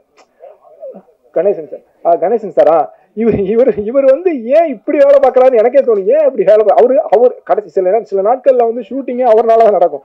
போய் வாக்கு கொடுத்துட்டு அதுக்கப்புறம் அதுக்கு அவர் வாங்கி கட்டிக்கிட்டு இப்படி அப்படி ஒண்ணு போகும் இல்லை. அதே மாதிரி நம்ம ஒரு விஷயத்த சொன்னோம்னா அதை போய் அவர் போய் ப்ரொடியூசர்கிட்ட கன்வே பண்ற விதமும், ப்ரொடியூசர் சில விஷயங்கள் கோவமா சொன்னா அதை எங்கிட்ட அவர் கன்வே பண்ற விதமும் எதுவுமே பிரச்சனை இல்லாத மாதிரியே இருக்கும்.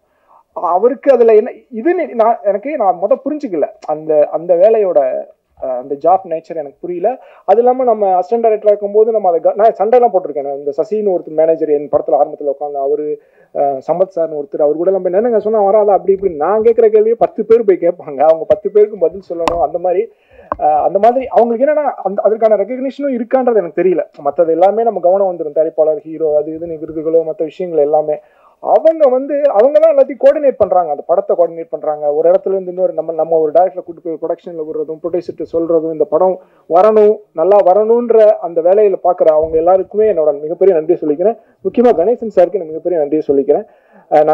நான் படத்துல ஒர்க் பண்ண நிறைய டெக்னீஷியன் இந்த ராஜசேகர் இருக்காரு, சவுண்ட் எஃபெக்ட்ஸ் தரணி சார் இருக்காரு. தரணி சார்லாம் அவ்வளோ எக்ஸ்பீரியன்ஸ்டான ஒரு சவுண்ட் இன்ஜினியர். அவரெல்லாம் வந்து படம் பார்த்துட்டு எனக்கு ஃபோன் பண்ணி அதுல இருக்க நுணுக்கங்கள் நீங்க அடுத்து பண்ணும்போது என்ன பண்ணணும் அப்படின்னு ஒரு கிளாஸ் எடுக்கிறாரு. மாஸ்டர் கிளாஸ் மாதிரி இருந்தது. அந்த மாதிரி நிறைய பேர் இருக்காங்க. காஸ்டியூம் டிசைனர் பிரவீன், நான் நிறைய பேர் விட்டுட்டேன்னு நினைக்கிறேன். எதுவும் தப்பா நினைச்சுக்காதீங்க. கூட ஒர்க் பண்ண எல்லாருக்குமே மிக்க நன்றி. நடிகர்களுக்கு மிகப்பெரிய நன்றி. ஏன்னா நம்ம ஒரு விஷயத்தை யோசிக்கிற விஷயத்தை ஸ்க்ரீன்ல கொண்டு வந்து அது மக்கள்கிட்ட கம்யூனிகேட் பண்றது அவங்க தான். அது இந்த மாதிரி இது ஒரு சிம்பிளான ஒரு ரொமான்டிக் காமெடிங்கும் போது அதை சரியாவே பண்ணியிருக்கிறாங்க. அது எல்லாருக்கும் நன்றி சொல்லிக்கிறேன். நன்றி. எமக்கு தொழில் ரொமான்ஸ் படத்துக்கு வாழ்த்து செய்தி அனுப்பிய சத்யஜோதி தியாகராஜன் சார், கே ஞானவேல் ராஜா, நகுல் ரவி மரியா, லைக்கா தமிழ்குமரன் மற்றும் கலசா ஸ்டுடியோ நரேஷ் அவர்களுக்கு எங்களுடைய நன்றிகள். இந்த விழாவை சிறப்பாக்கிய சிறப்பு விருந்தினர்கள் மற்றும் பத்திரிகையாளர்களுக்கு எங்கள் அன்பின் நன்றிகள். தேங்க்யூ.